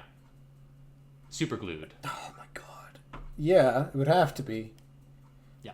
But like the problem though is that like you end up running out of real estate to actually attach stuff to because of the angles, the way that things move with other parts. Yeah, the first two It rotations. broke my brain The first two to rotations figure are string releases, like the strings come undone. Yeah, but then what do you do? Then the rest of them I'm are not stable. even- The rest of them are all stable on little tiny Oh my connects God. spacers. The rest of them are all basically stable, but they're stable on cubes that are not going to rotate anymore. So for the very first of the remaining 4, it's one that's on meticulously on the bottom of like I don't know how to define what cube it is, but it's one that doesn't rotate anymore basically. And then the rest of them are the exact same. It's just whatever cube is never going to rotate again. But how? It just pulls towards that. And then the clothespin, and then it's just like the fishing line basically makes it hard to see. It's hard to see where they are, but it is like fairly. Is it attached to so this last rotation here? Is it on the middle yellow? It's being pulled on the bottommost pulley. You can actually kind of see it as well. That the one that's below the bottom corner of the cube. Is that one. Wait. Yeah, so you can see that final clothespin, wow. and you can follow on the the clothespins bottom. as well. The clothespins, each clothespin is in order. Yeah. And the connection system had to be so reliable and so meticulously constructed because that's the most complicated part. This trick has so many steps to it. It has 6 different individual rotations and steps outside of that because it's a one-ball path, and the ball has things that it has to do. And so the connection system, this is when I sent you that text being like, oh my God, I'm having a mental breakdown because of the connection system. I had to meticulously design it to be something that I could actually deal with, I could manage, I could reset it. And that's how I arrived at this sort of sequential clothespin. This machine, system. this trick is too much for me. It was too much for me as I don't well. say It that failed often. about 100 times. I don't say that often. This trick is too much. I will never fully understand. It's really like I would just, instead of focusing on the individual string, like where they're going or whatever, I don't think you need to focus on that. You just need to focus on the connection system because basically it's just like it's doing the same thing every single time. It's every not single that I don't pull, get the concept. every single pull. It's that I don't. is doing the same thing. But like the last pull, for instance, is coming from like the bottom right-hand corner. And that's just but because that of cube it's just starts because of spacing. somewhere it's just else. because the connection system has to be linear, and so I basically have to make paths for the pulleys. There's But, not like, the force it's not of that- because it's Oh, convenient. I guess 'cause it's not because of pulling. the connection system. It has to be sequential. So the bottom part of that connection system, because the ball activates the connection systems, right? There's one connection system that the ball hits like, when it enters. how the are left there one. enough places to attach though? Barely, but there is. I mean, for 6, yeah. That's why the disconnecting string pulls were necessary because they needed to, and some of them are looping through. I think maybe the same pulleys, I want to say, or similar. But yeah, there is enough space. I worked it out. This- if it was more than 6 rotations, it would get What compelled you to- extraordinarily- How did you think this was insecurity. possible? I mean, I wanted know to you make said that. It would be insecurity. Yeah, I wanted to make something that seemed impossible so that people could not tell me that I'm a terrible machine builder. This is impossible though. Yeah, okay. It's not impossible. There's the close up No, of this is clearly really not, good as well. but- The close up I got. Oh, this is not This is not real. It This is unfortunately a reality that I was faced with. Also, this is the machine as well that I told you that I wasn't able to finish in time. There would be consequences as a result, and that's because this machine, this room is actually not an office; it's a guest room. And my sister was visiting with her partner, and so I had to sleep on the couch. They had to take my room because the guest room machine wasn't done yet. Because that's the bed in the far end there. So yeah. This cup stack trick, these are actually my friend Henry's cups. So another friend popping up. My friend used to do speed stacking, and so I immediately, as soon as I thought of the hobby sort of general theme, I was like, I could definitely get my hands on some speed stacking cups because my friend Henry has this massive collection, and he has tons that are old or whatever that he'd be willing for me to use. And then I sent him a video of the start of this trick, and he's like, "Holy shit! I gotta send this to my cup stacking friends. What the fuck?" But yeah, it's there's the classic idea of recreating what you do with cups when you play around with them. Mm-hmm. You just do that with your hands, and I wanted to recreate with the machine. Yeah. And if finally an opportunity presented itself to use the fan. The fan was just a potential foreign object to use at so many points, at so many different types of rooms could have a fan in them. And I finally was like, oh, this is where I use the fan. Okay, I can have the cup stack fall over with the fan. I love the dramatic reveal of it too. You Yeah. can see it right away. Yeah. So I said in my reaction, this is an idea that I had thought of at one point. This is literally going back to like day one of machine building for me back in 12 years ago or whatever. I mean, maybe not quite that far, but definitely within a very, very, very early days, I thought of like doing a cup stack like this and having one of them slide. I don't know why this stuck in my memory as like an idea that I thought. I think the reason is because it was the first idea I remember thinking of that was beyond my actual building capability, and I'm like, I'll come back to that when I'm actually able to make that. Never did, but I think it was more complicated than this too. It was like doing it iteratively as the stack continues to shrink. I mean, this alone was very difficult. Yeah. And it did not work very well. I know. I can see that it would have been. Yeah. But I'm very, very pleased to see that this exists now because this is such a cool thing. It's weird that people don't do more stuff with like cups in general. I feel like, I don't know. When I made that cup trick in Domino World 2021 and like this one now, it like both of them kind of feel like things that like are very cool that feel like simple things that like you would do. Yeah. You know what I mean? Yeah. But anyway. And there we go. Shout out to my friend Henry. Nice. And then this is the weightlifting pig. Nice dominoes. Is the concept here. So the idea is the pig is trying to lift a very heavy weight and then is too tired, so he collapses. And those are real marshmallows on the ends of the stick there. Oh, wow. It's also another childhood stuffed animal I grew up with, so a bit more nostalgia there. And this is just once again, it's here because I didn't have another animal trick for this machine, and so I had to come up with an idea for a cute animal trick. And it also makes use of this other foreign object. Basically, this machine in general is like... Hey, what is this thing? Yeah, it's like a weird golf thing I've had for forever that like I can't find a use for. It spins and it can have slots in it for plastic golf balls, and that's it. And so I'm like, I don't know how to use this. And so I'm like, this machine is like where all of the lost foreign objects that I didn't get to use yet go into this machine. So yeah, that's where it goes. Yeah, we love a good ball. This trick also deceivingly is deceivingly like not that convoluted and not that big. It took ages. It took a week and a half, I think, to make this trick of like working on it consistently. It's just a lot. Like there's a lot of weird, like the black paper and all of the pathing, and there's a lot of weird stuff that took forever. So. Lucky yellow ball. Yoga mat. Cool release. Yep, it had to be just, it's just a way to loop it through the bed to make it easy.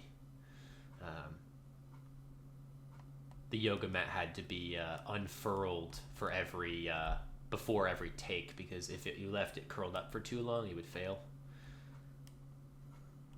Ugh, it's one of those tricks. Yeah. I hate those. I hate them too. Treadmill sketch. Original treadmill idea was actually the like weird like slinky down a treadmill as it's moving.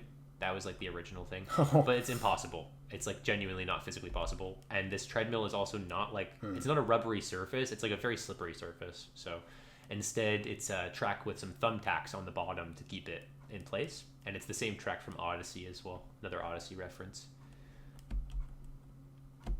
It just ploops it right out. Yep.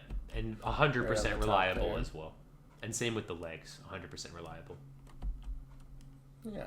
The legs are also another connects module. That's from... not a motor. Okay, yeah. Yeah, it's not a motor. The original design of these legs was from the same person who made the spider. That one did have a motor, and I basically, once again, just made them into a trick. So I put them on an actual... Because I wanted to see what they would look like if you actually made a thing that makes it look like they're walking. And so I put them on sliders and then made it a mechanical powered release instead of a motor. And it's like we're running theme.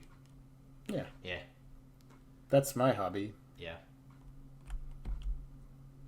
Running away from my problems is my hobby.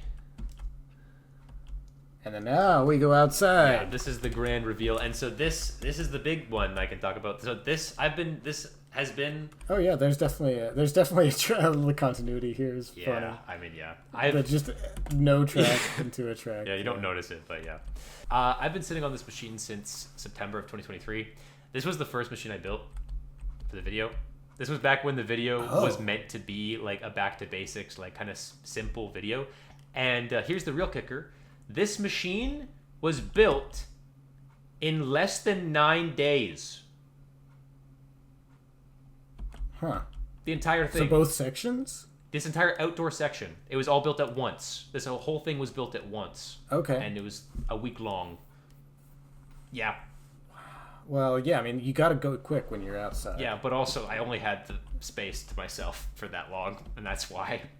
But So this is actually your backyard, yes, or no? yeah, for sure. Yeah, it's all I the don't know house. why I never remember seeing this. Yep, it's a big backyard.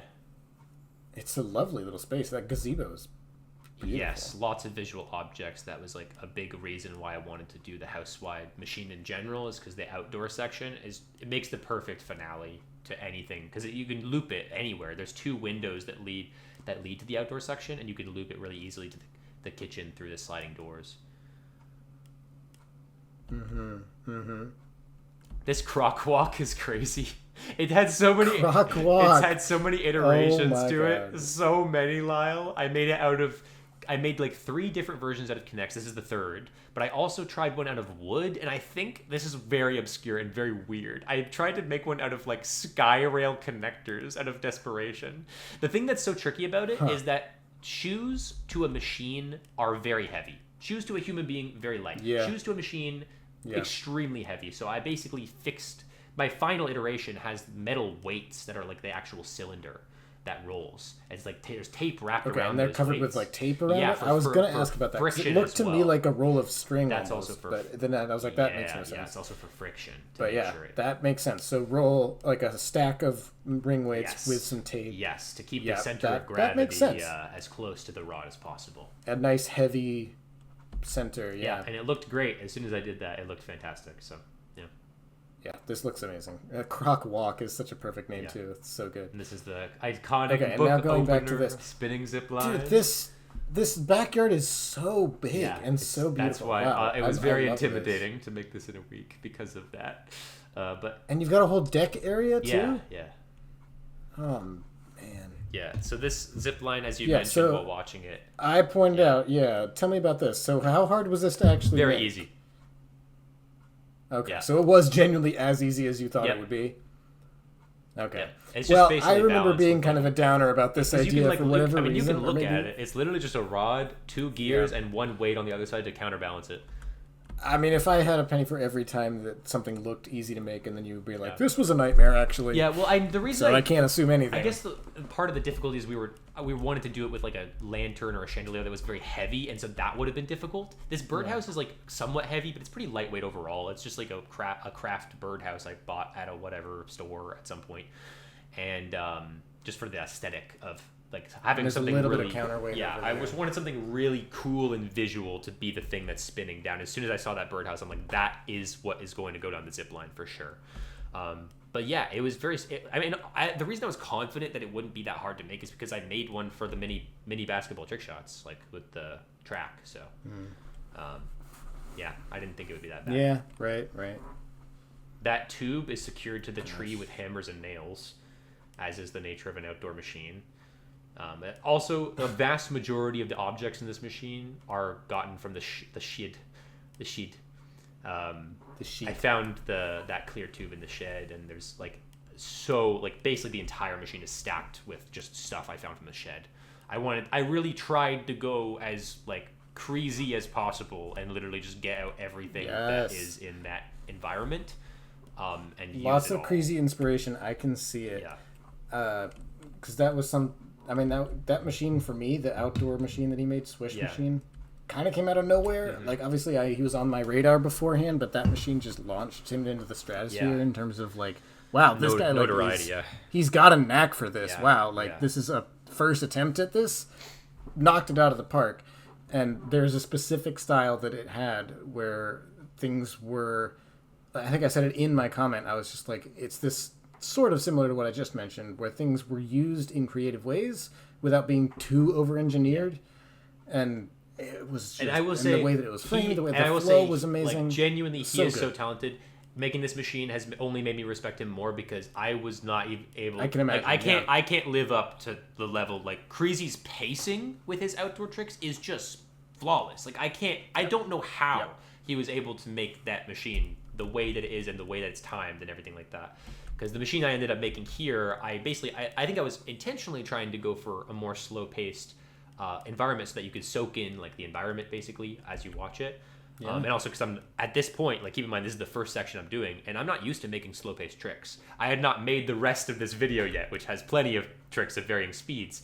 So I was very used to tabletop machines that are very fast, and so I really wanted to take an approach to try to make something that was more meticulous and slow, and really get outside of my comfort zone because I mean I'm not someone who really likes being outside that much in general. So yeah, it was very, very ambitious. This flower pot trick was just a so natural thing because those hooks are already there. The pulleys on those hooks are obviously jammed on, but the hooks are always there. Like that's just what that area looks like. So this is like the perfect place for a flower pot pulley. One of them just has a bunch of rocks in it to make it heavier.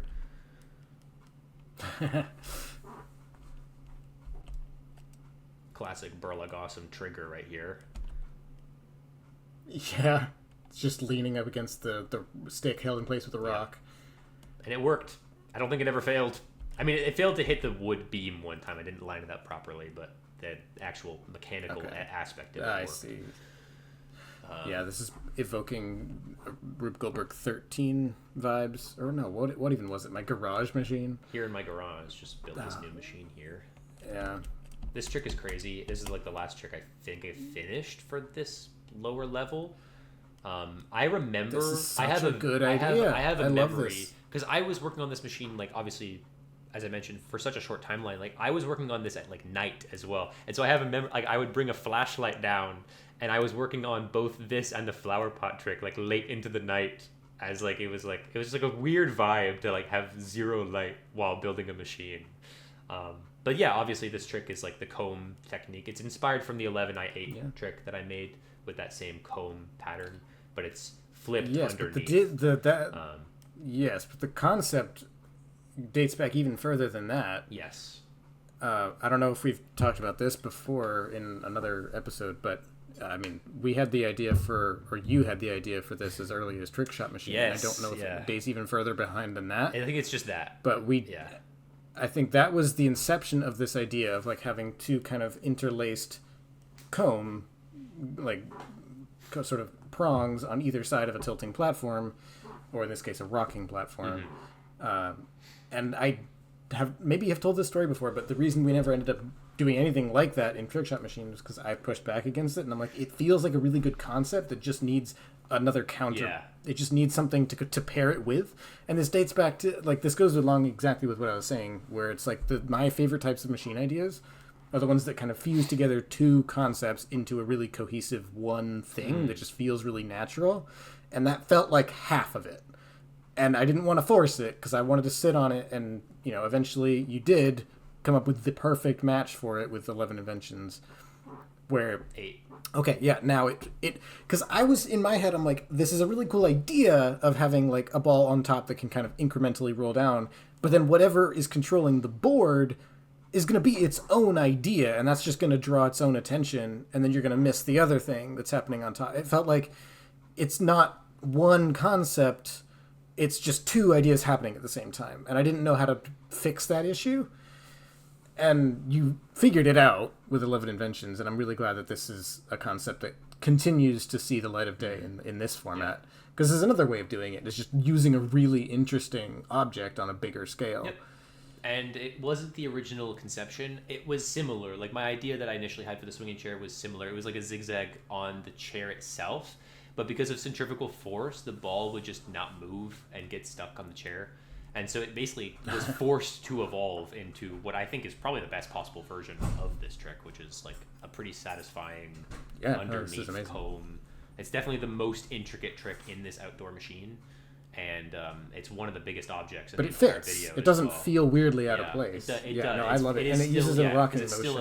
It's basically still a single-use trick, so it still fits in, but it's very It's another trick that uses the rocking motion too, as you mentioned earlier. It's like what's the point of having a swinging chair if you're not going to use the swinging motion? That's the key. Yes, you have I'm so obsessed with the idea of I'm using an object, like I have to use the best possible function of that object. Otherwise, I'm a failure or whatever. And that's what I struggle with. It's very that's what I struggle with foreign objects too. Is that like you can't just completely deviate from what the object kind of does, or like the natural properties, the natural motions of the object. But like if it's a shovel, it's just okay. That's a lever, I guess. Like that's just been done a million times. What's interesting about that? It's finding something that's interesting but still doesn't deviate too far from its just natural properties is so impossible in my head. It's just such a challenge. And when you come up with some, they feel brilliant. So it's definitely worth it. It's also just a massive object. I love the comb. Like, this chair fits 3 people. Like, this is huge. I feel like sometimes it's difficult to get a sense of scaling from watching a machine. I feel like Creasy's, you get the sense because he used like the outer type, like a different type of camera that like had a wider zoom, so you get a good sense of scaling.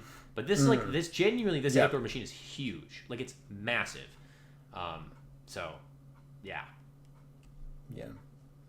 But yeah, the comb will always have a soft spot in my heart, just because it was.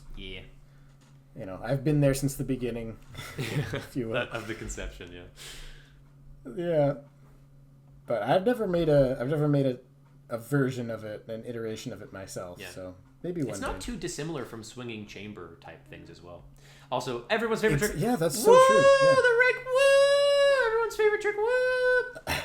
Just rake trap. Yeah, it's just a connection. I think unfortunately it's just very slow. Like, I wanted it to be a quick connection between the two things, but because it's slow, it seems like I meant it for it to be a trick.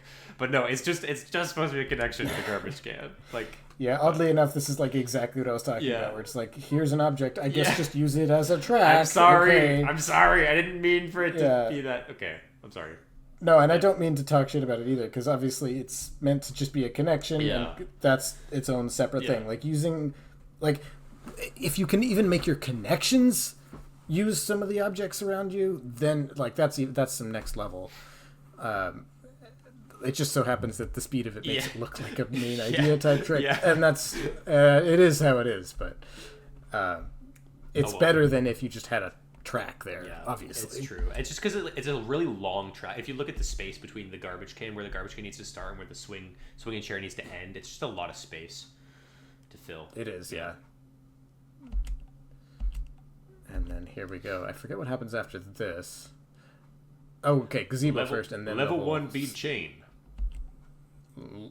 Level 1 bead chain. Level 1. But yeah, the bead chain on the clear table is an immediate wanting to do that for aesthetic purposes. This is the first. I love the super accurate launch. Yeah, this is the first instance of like crazy small to large connection of this ping pong ball opening this door. Oh my god. Yeah. That sounds miserable. This is the first one, and that's the reason why the other ones in the video seem like so effortless of just getting like, it's because this one was the original gauntlet of figuring that out. So there's like table legs from something that are used as guide rails here? They're just rods I found in the shed. And I'm like, that could be the guide for they all. Look like maybe. They look like table legs that you're supposed to like cross and then I don't know. Maybe. Anyway. I don't know. But yeah, there is a natural incline on that. It's actually it's fairly, like, it's steep enough to notice it when you're walking there, but on camera it doesn't really show. But it's definitely, like, it's just a natural incline there, so I was like, yeah, basketball's going to roll on that natural incline in the same way that, like, Creasy would use a lot of those natural environmental inclines and stuff.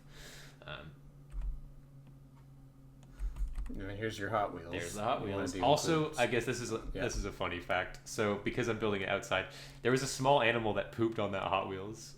I had to clean it off. That happened. That just happened. Like, I don't know. You just you roll it down the track and it becomes a foreign object. Yeah. Yucky. This sky rail was insane to make. It was a wild journey. Yeah. I had to. How? Yeah, it's basically meticulously positioned with just rocks and not even the classic Skyrail connectors, because some backstory, I used to have those like clips that you can normally use with Skyrail, but my mom sold all of them because I used to have 2 sets and I accidentally put all those classic clips in one set. So I only have like 3 or 4 of those like yellow pieces that require a very small marble in order to even like fit. And so it was already difficult from the jump. And then of course, like you're probably wondering like how I set that up without going in the pond or in the water or anything. I had this big wood and like partially metal like big platform that I found in the shed, and I just put that over the fountain and sat on that while I was constructing it and moving it around and stuff. And it was just very it's just very meticulous. There's also a couple of connectors that are keeping the spiral together, keeping it from flexing, and the rocks are also keeping, like, everything is just, it's very all in balance, all just for this visual effect of the waterfall going through the spiral, which I decided to put a little close up here because it's very hard to see the marble on the main frame, but it genuinely is just like a really beautiful set piece. Is this your thumbnail? No, it's the thumbnail to, I think, either the behind the scenes part 1 or no, I think it's fail comp part 1 for outdoor will have this thumbnail, but that's not coming out first. But the behind the scenes for outdoor is one of the ones that you will see at Reactica, because that's the second episode, but it's also done. So yeah, that's just a beautiful set piece. Yeah, honestly. yeah, that was like, and that's the inspiration. It's like this outdoor section like has so many notable set pieces. It was the fountain and the gazebo and the staircase. But then I went outside to explore around, and it's like the flower pot area or whatever. Like there's so many like really interesting areas that all have distinct visual notes to them. Yeah. It's also an electric fountain. And the reason I mention that is because that means that every single section in this video has at least one trick that's powered with electricity. Oh. Okay. So fan. I mean, obviously computer. Hair dryer. Oh, what's the kitchen? I guess the refrigerator. Yes, the ice dispenser is electric. Yeah. Yes. And then downstairs, laundry room. Well, workshop had the power tools, yeah. What am I missing? Am I forgetting? Living room has the Nintendo Switch. Oh, bedroom. Bedroom the has the flopping Magikarp has a vibrator, like electric. It's like an electric whatever. Yeah. Okay. Yes, it gets by on a technicality. Yeah. The batteries count. Yeah, I think it counts. Yeah. There's quite a few. For sure. Yeah. I'm trying to think. There's probably one. I wasn't thinking about batteries, but yes. Yeah, I guess maybe I'm getting by on a bit of a technicality. Well, but I I mean, feel like as long as the printer, the shredder, I guess I you feel can like keep going. anything on that's that not section. connects motor or Brio train is like basically a unique like electrical component. You know what I mean? Yeah. So yeah. I would say that's fair. Just classic chair dominoes. Nice lemonade machine homage. Yeah. Then this axe is just so unbelievably heavy that it's able to provide so much pressure to just power that hose. Oh, wow. Yeah. This hose thing. Walk me through this, because like it's sealed at the bottom, and it just keeps squirting water up into the tube and filling the tube. Yeah. How did you seal the bottom so well? I didn't. It broke. Oh, it's just so much water. No, I mean I did initially. I just didn't seal it very well. So this is like the last working take of it before I couldn't do any more because of that. Yeah.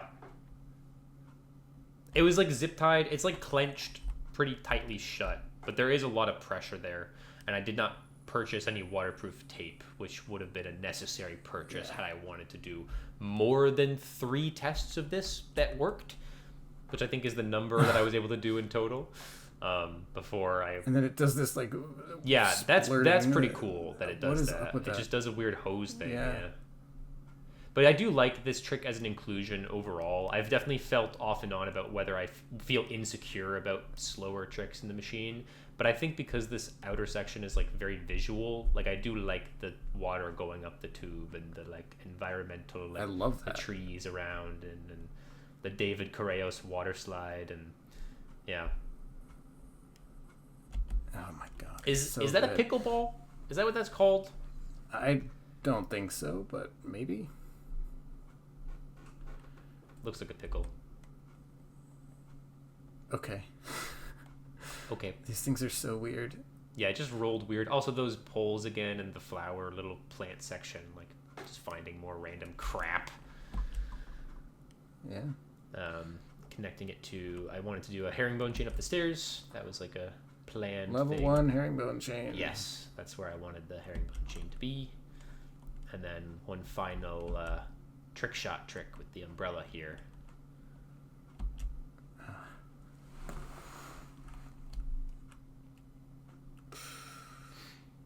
I want to see that again. That's so creative. So it's in the... Okay, so it's in a launcher. Yeah. That's what makes it reliable. Yeah. And then it just bumps Well, it. reliable I is a see. strong word, but that's what makes it work. Well, doable, On this, I guess. at least on this take, that's what makes it work. It wasn't that unreliable. Honestly, like it did end up like the ping pong ball does get launched consistently and ends up in that zone consistently, but obviously like the exact trajectory, especially with wind, impacts things. Yeah.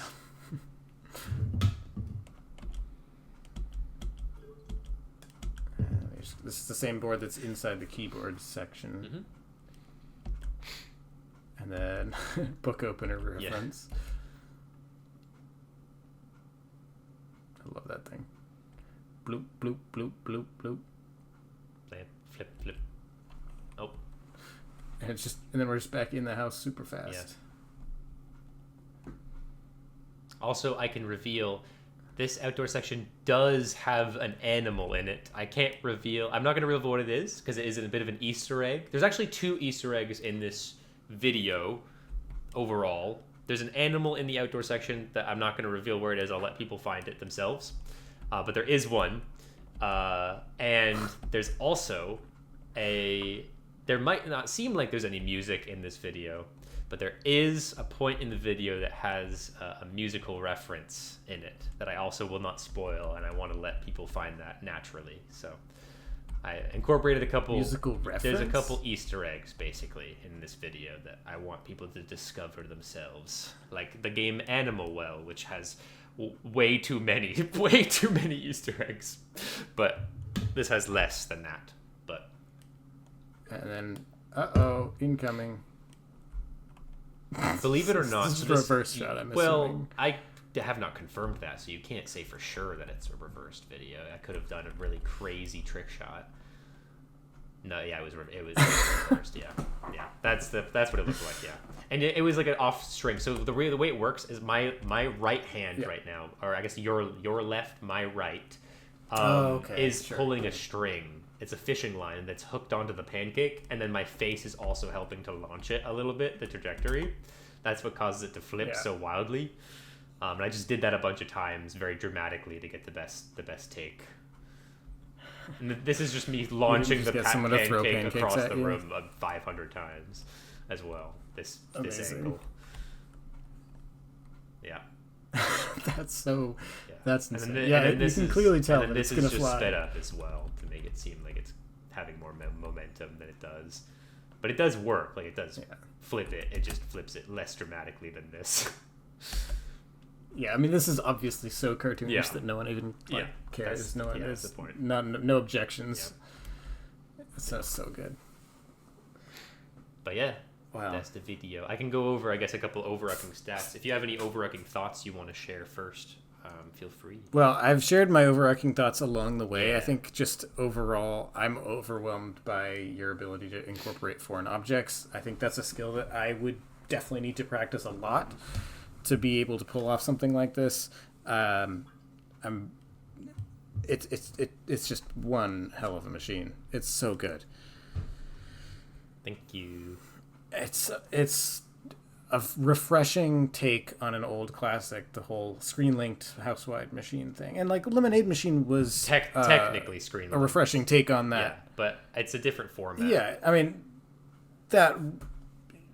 I wasn't even considering the fact that, yes, technically it is screen-linked. I was considering that, like, that was a take on that format. Yes. At that time as well, and that was also revolutionary in its own way. But what the screen link format allows you to do, especially when you like lean into it and don't try to like hide it. I was gonna say fake. Yeah, fake it. I don't hide it. Yeah, it's not exactly hidden. Like I think. Yeah. I don't know actually. Is in Lemonade Machine is it like in the description? No, it's never mentioned. And you're meant to think. Same with Pool Party. You're meant to think that it worked. Same with OK Go and all these big machines. This is very like I wanted to lean into the but when you completely embrace the format of the screen link and you lean into its the charm upsides, I think it's charming. Like what it allows you to do. Yeah, it allows you some flexibility in terms of reliability, but it also allows you some flexibility in terms of being a little bit more a little less strict with the precise flow of things and like okay, sure, you don't technically see the rest of the machine in the background from this shot or you know, this particular material gets reused several times. There's a lot of that. You know, whatever. The red. How many red Epco balls do I own? I wonder. Oh my god, I wasn't even thinking that. I was just mostly like the funnel shows up a bunch of times. Like that one marble track shows up a couple of times. The marble track shows up. The marble track only shows up once to the viewer because you're not really supposed to see it underneath the keyboard. But yeah, it's twice. And then there's a lot of stuff that appears a bunch. Yeah. But like when you embrace the format, you don't have to care about that. So it just allows a lot of flexibility and it's just, man, it's a really smart idea to have an updated version of, you know, the old classic house-wide screen link. ARMTech. Like that's what a 2025 version of that looks like, or I guess 2023 to 2025 version of that. Basically, mostly 2025. A little bit like predominantly, like really the only machine I made in 2023 was the outdoor one. I think that's the only one I did that year. So, the rest of it was basically split between 2024 and 2025. I think pretty evenly. Basically, this year I got done the entire kitchen, the first half of the living room, the remaining of the workshop, and the entire office section. And then last year I did the entire bedroom, the entire bathroom, the first half of the laundry room, and the second half of the living room, basically. So it's a bit of an even mix overall. But yeah, it's wild. I can go over a couple interesting stats. It is a foreign object heavy video. Yeah, please do. The total number of foreign objects that have like motions, like mechanical uses, is 145, and the number of foreign objects like that are used in general in the video, or at least on display in some form visibly on the video, is 165, which is a lot. That's an incredible percentage, though. Yeah, I mean, it's an incredible quantity to begin with, but it's an incredible percentage of things that are actually used in some way. And then the trick count, I basically did 3 different counts of trick count. I went extremely strict, extremely lenient, and then my definition of the trick. So with my definition, as I mentioned, 92 tricks in total. With a very, very strict definition, I counted about 83. And then with a very lenient definition of like anything that is a visual display thing at all is a trick, it's actually 126. So you could very easily say that this video is over 100 tricks and have that be a thing. So that's kind of wild as well. But yeah, so just for a sense of where things fall, like the rake, for instance, would be included in the very, very lenient side. I think I included the rake. Is that included in your count? I think I included the rake in lenient. It's not included in mine. So, for instance, I didn't include things like the spinning snowflake is not included in mine, for instance. Like, there's stuff like that are sort of connecting elements that I don't necessarily consider. There's also, like, separating the mini golf trick into the actual putter and windmill element versus the second element. You could view the entire mini golf as one big trick, one big, like, golf path. But you could also view it as 2 elements. There's the windmill half, and then there's with the putter, and then there's the bubble toy half or whatever, which is its own mini trick. So it just really depends on how you divvy it up. There's also the Bakugan, like if you remember the Bakugan I would Wombo lean path definitely towards also has 2 I would trick lean elements. towards the very lenient side of Yeah, things. exactly. And so it I really was just counting. depends on how you count things. I have everything highlighted. Like in terms of, I can actually reveal all the things that are highlighted here are the things that I didn't count. And for instance, like I just counted the mini golf as 1 trick, even though technically there's like 2 trick elements. There's 2 levels to that system. I also did not count like that domino like rally, like extended domino rally parts or any of that. I didn't count, or the ball launch that happens between that section. None of that was counted. I didn't count, like for instance, the salt roller that moves slowly. The same trick is basically the soap, but it's not really a visual thing. I did not count the loofah ball. I didn't count the Pokemon cards that fold up. I didn't count like both elements of the weightlifting pig trick. Like I didn't count the weightlifting pig separately from the golf ball element. Like I grouped that together as 1 trick, and like stuff like that. Basically, there's lots of examples I can go. Oh, and also the cup holder roller, like that metal cup holder with that has that satisfying smiley ball, whatever this connection. Did not count that either. So lots of stuff like that. The metal pencil holder Yes, thing. I did not count that. Or whatever it is. Yeah. I specifically was looking to count like things that are like very big, clear visual centerpieces that that had a lot of intentionality towards being the visual focus. That's kind of what I considered to be my tricks. But technically, there's definitely a very reasonable way to get to at least 110 tricks in the video. You should be very proud. Thank you. I'm glad it's finally out. Oh, wait, it's not out yet. We're recording this before... No, we're recording this before it's been officially released. This is sad. Yeah. So I know this has been obviously a long time in the works, and it's been kind of...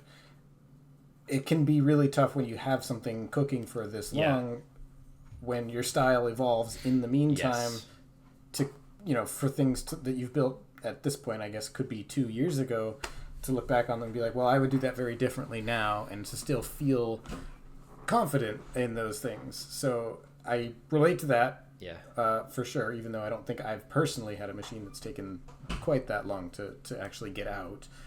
But I know that that's very, very top of mind. But also just like, you start to become numb to a lot of the stuff that you built that long ago.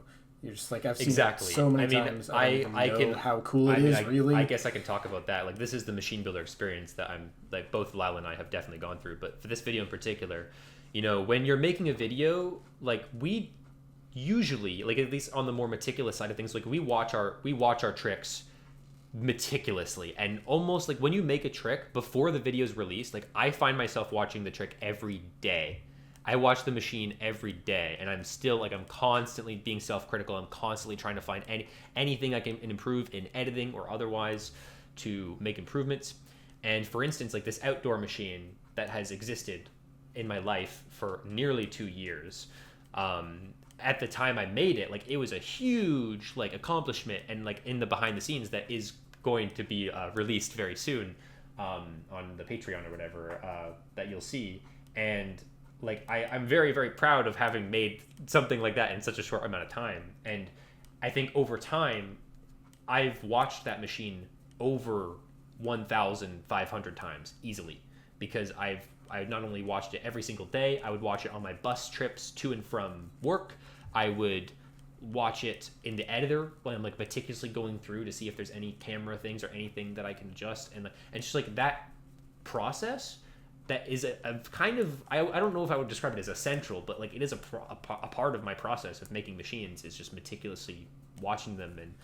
And it makes you numb to the machine. It really makes it hard to like even recognize anything in the machine as, visually captivating or anything. You just get so used to it. So that's a weird, it's definitely a hurdle to overcome in terms of the insecurity towards this video. And I think that's part of also where I mentioned, dealing with a lot of insecurities towards my machine style and towards my like limitations with building and towards the reliability of my tricks and stuff like that, and like it resulting in me forcing myself to make an impossible Rubik's Cube trick that nearly kills me, and all this stuff. It's like it's all a part of that spiraling process. But I'm very glad for it to be done, and I think overall I had a lot of fun making this video, and that was the goal from the start, was to basically make a video that was as fun as possible to make, because in the years sort of leading up to starting on this video, like, I hadn't really been having a lot of fun making machines, and I'm like, I need to have a video that is just fun. Like, it is like, I can reflect my style upon it, sure, I can get intricate when I want to, sure, but like, fundamentally what I'm doing is just goofy and fun and silly. Having a Magikarp flopping down a weird fucking wooden beam, having naked Mark Robbins, like a YTP, get printed off and then immediately filtered into a shredder, having a giant couch fall down to the point where it literally shakes the ground that I'm standing on. Like, these are just like very like outwardly whimsical things that are just fun to have the freedom to try to do. And that is basically the whole reason for the video's existence. And so overall, I'm very happy with the final result, and I'm very glad also that you enjoy it, and that there's nothing to be worried. There's nothing to worry about. This is such a spectacular. It's something that I will be returning to countless times. I'm sure that, like, I have watched Lemonade Machine 1,000 times.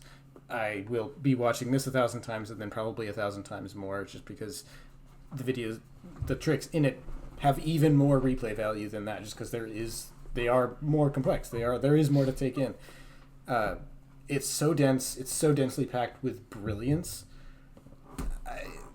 It makes me overwhelmed in a lot of ways. It makes me just more excited to work on my own mega project, which is entirely different than this. I mean, I'm curious as to what your thoughts were about what you had envisioned a mega project coming from me looking like. Did you think it would be I had envisioned something more like story focused? A little more story focused, more like Kinetic Universe, like Flash Gomez's Kinetic Universe, where it's distinct projects that tie together with some kind of thematic or story related through line, some kind of narrative. I had not envisioned like one continuous project that had 7 different sections to it. And I definitely envisioned something that was a little more like narrative or storyline, something that had some kind of through line to it, beyond just this is a format of a video that has existed before. It's just kind of a modern, totally updated, extreme version of it. There is actually but it makes total sense. It's one of those things, you see it and I'm just like, of course this is what your project is. I'm glad. Of course this is something that you would feel inspired to make, and of course you would just absolutely knock it out of the park. Well, thank you very much. But there is actually a very very clever and emotionally powerful and in-depth sort of story to the video. It's sort of like a hungry boy gotta eat, and that's it. But so people are gonna probably cry when they finally see me achieve the pancake that I've always been wanting, and they definitely won't forget about what the video is about halfway through watching it, because it's 14 minutes long, which I guess I should say now. This video is 14. It's way over 10 minutes of machine runtime. It's like 12 and a half minutes of machine runtime at least. It's a lot of machine. It's a lot. Yeah. It's a lot. Yeah. And there's not a dull... It's not like, oh, well, it's actually because of 6 minutes of slime falling or something, you know? Yeah, it's amazing. That slime bucket. All right. Well, are we done? Yes. I think we might be. All right. Well, thank you for watching this episode of Making Connections. As always, if you'd like to watch this episode from the very beginning, you can find it in your subscriptions feed or on my channel page for the next week. After that, the only way to find it is in the Making Connections playlist, which is going to be linked in the description below. If you're okay with an audio-only version of this show, it is available on Spotify, which is also linked down below. But that's it from me. Thank you again to Joel's Inventions for joining us on the show. Do you have anything last minute to say? I should have done a trick with slime that lasted 10 minutes, because then it would have been a 20-minute video. Next time. Catch us in 2027. Pancake Flipper 2. The slime pourer machine. If you liked the episode, leave a comment down below telling me what you thought. and subscribe to my channel so you don't miss the next one. But that's it for me. I'm Jack of All Spades 98. I hope you enjoyed the show, and I'll see you in the next episode of Making Connections.